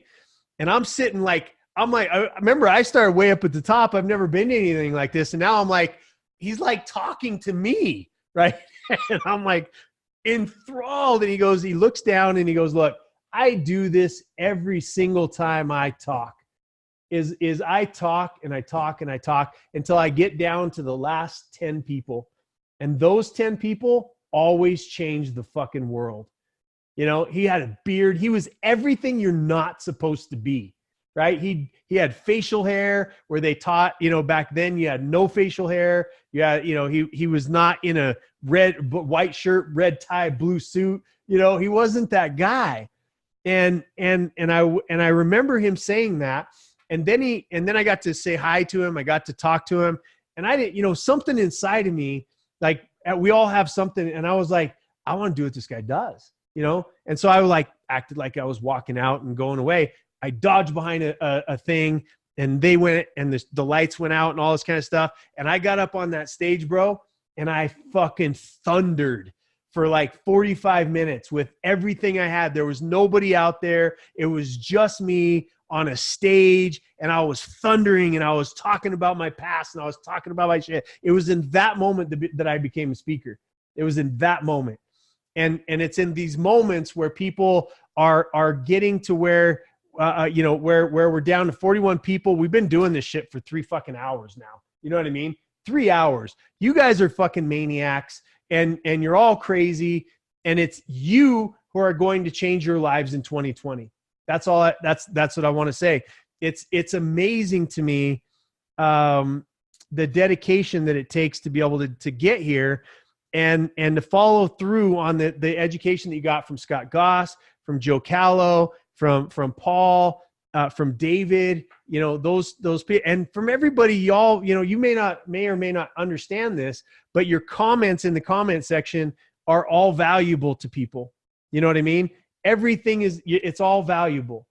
And so Misfit Nation stands for something. Misfit Nation, I'm going to put in a couple $1 million of my own money over the course of the next 12 months for you, for Misfit Nation, so that you have a home, so that you have a stage, so that you have a place to grow, so that you have a place to go. And again, we're going to go. I've already spoken to Joe. I've already spoken to Scott. I've already spoken to the entire team. And I've said, here's the thing. We're going to go, and we're going to give it everything we got for 2020 for Misfit Nation. We're going to grow the platform of Unstoppable. And if at the end of it, it wasn't a thing or it wasn't needed, we will not do it anymore, right? It's measurement. We have goals, we have outcomes, we have those things that we've put up for us to be able to develop. I don't need it. I'm just telling you right now, Joe, you guys can thank Joe for the fact that I'm even fucking around anymore. Right, Joe? Like, if you don't hear from me in 48 hours, I'm like, seriously? Yeah. I mean, you guys have Joe to thank, because there was a time when I sold all my companies and that money hit my bank account where I was like, fuck this, I'm out. I'm going to go buy me a little island, and Scott Goss and Joe and you all can come and visit me all you want. but I'm now a recluse. But it was Joe, and it was Carlos, and it was Danielle, and it was my team that brought me back and said, Jason, you stand for more than money. You stand for more than selling your businesses. You stand for more than, and they brought me back. They brought me to this place of ultimate service and wanting to do the things and getting passionate and saying, you know what, we're gonna lay a couple $1 million on the line. And we're gonna see if Misfit Nation is full of a bunch of talkers, or a bunch of people that are full of shit, or a bunch of people that just want to go online and make themselves seem like they're engaging in their own life, or that they want to lose the weight, or that they want to start a business, or that they want to make more money. We're gonna find out. It's worth the investment for me to find out if I'm wasting my fucking time building Misfit Nation. Worth my time, worth my money, worth the engagement. And we're going to find out, because at the end of the day, this is about building a community and a tribe of doers, right? People that go to give, not go to get. And that's who all of you are to me. I believe in you. I believe in what you've said you want to achieve. And this is 100% an expression of that outpouring, of an expression of that gratitude. Joe, where you are, it's what, midnight? Scotty Goss, are you on East Coast too? I think there you go. There you're back. East Coast. Yep. But yeah, you're East Coast, right? So the idea is that I want it. It was good. There was a little bit of a test to say, oh, everybody was expecting the easy path to show up on Facebook and it was going to be there. Guess what? Modification. Fucking life happened and you had to modify to be here. Number one. Number two, oh, it's going an hour longer than we expected. It's going 2 hours longer than we expected. You're still fucking here, right? These things happen for a reason. I want to know who the fuck is real, because just like, man, I got to find out his name because it's just driving me crazy right now. I can see him and his face clear as day, bearded, one of the greatest producers in Amway ever. Anyway, but just like him, he tested, right? Tony Robbins, to get the job with Tony Robbins, like how many times did you have to call, Scott, and follow up and and can follow through and keep going, because they're sitting back there going over and over right? and over and over and over and over. Yeah, sure, you want the job, Scotty Goss. Let's see if you call back twice. Yeah. Let's see if you call back 3 times. Well, we don't know. We don't really know about you. We don't know if you're, let's see if he calls back 5 times. Let's see if he calls back 6 times. Look, you have no fucking idea in your life where you're being tested by people who want you to not quit, right? You have no idea in your life where it's been 7 and 8 and 9 times that people are telling you no, because on the other side of it, they want you to keep trying. I have people in my life, I push off young people all the time because I want to see what they're made of. You really want to talk to me? Let's see if you call me back. Let's see if I cancel on you, right? If I say we're going to meet at 12 o'clock and I say, oh, sorry, I'm too important for you. I don't have time for you. We'll push it off to 3 days from now. Do you show back up? You have no idea where you're being tested for you to go through and to keep saying, I want this. Heidi Simon, if she's on here, the fucking queen of bulldogs, like literally the queen of bulldogs. Try telling Heidi Simon that she's not going to get something. I'm not going to want to get in her way. Dexter Yeager. Oh my God. Thank you, Sandy. Woo! Dexter Yeager was the guy. The guy had a stroke. Like, this guy had a stroke, bro. He had a stroke, and what he did was his wife got up on the stage and told the story. He's a little short guy, bearded dude, and he goes, and he had a stroke, and while he was in the hospital, his wife told this story. She said when he came to and found out that he had a stroke and half of his body was paralyzed, he said, at least I've got one good arm to hug you with, baby. You know what I mean? Like, this guy was a fucking beast. And he came back and he did all of the things opposite of what you should do, because he loved people, right? He loved people. And that was it, whether Scott or Joe or Jason or Noel or Lainey or Tamara. The thing that I want to leave you with tonight, and I want to end on this because I'll fucking keep talking all night, but here's the thing that I want to leave everybody with, is that it is your unconditional love. Stop being a prostitute with your fucking emotions. Stop doing things because you expect to get something from somebody else. Give because it's who you are. Go to give everywhere in your life. Go to give. Do not prostitute yourself anymore. If somebody, you're like, I'm investing in them because I think they're going to get me somewhere, and oh my God, they didn't say the right thing to me, and oh my God, I'm so sad, and I'm so upset, and I'm so offended. My grandfather gave me the greatest piece of advice. He said, Jason, if you won't be offended, then you can't be. If you won't be offended, then you can't be. Write that shit down. If you can't be offended, if you won't be. And at the end of the day, that's what it comes down to, is that if you go to give and you go to give your heart and you go to invest your heart, you can do no fucking wrong.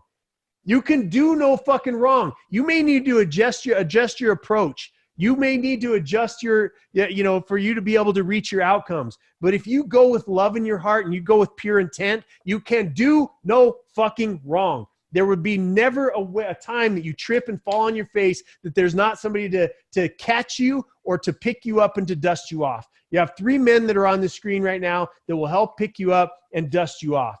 But it comes from love.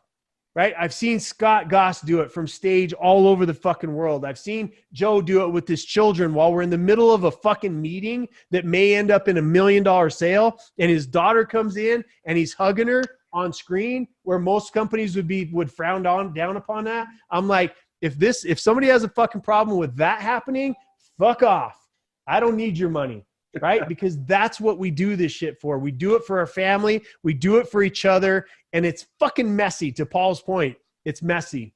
Scotty Goss, what do you want to leave us with, brother? Man, I tell you, believe in yourself. You know that. Believe in yourself and believe in what you're up to. And if you don't believe in yourself, take the action until you start believing. Be able to be around people who believe. Be able to learn more about your craft until you believe. But you have to be able to believe, have that faith. And that's what everybody in the calls had, all success stories. David finding his children is having the faith and having the belief and having the courage and the vision too, the vision to take the action, the vision to find the how to. So 2020, we got to believe in ourselves, or no one else will believe in us.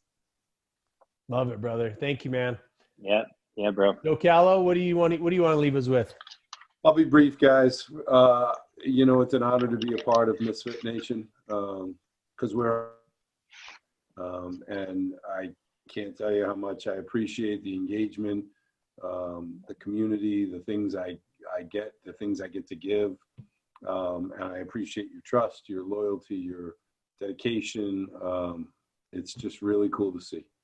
Jason had this vision a couple years ago. Great community. Yeah, he had this vision a couple years ago, and I wasn't sure he was going to pull it off, but he did. He had the vision, and it's really cool to see. And just like anything else, it doesn't always go the way we saw it going, but the way it's going is pretty freaking special. So thank you. Yep. Love it. Again, thank you. My heartfelt appreciation for Scott and for Joe taking the time to come and co-host with me tonight and to spend their time. They're both people that I highly, highly respect, people that I love, people that have been there for me, when I needed help and when I needed support, people that I like, Joe and I'll be out on doing a deep dive, which doesn't happen very often these days, but I'll be out on deep dive.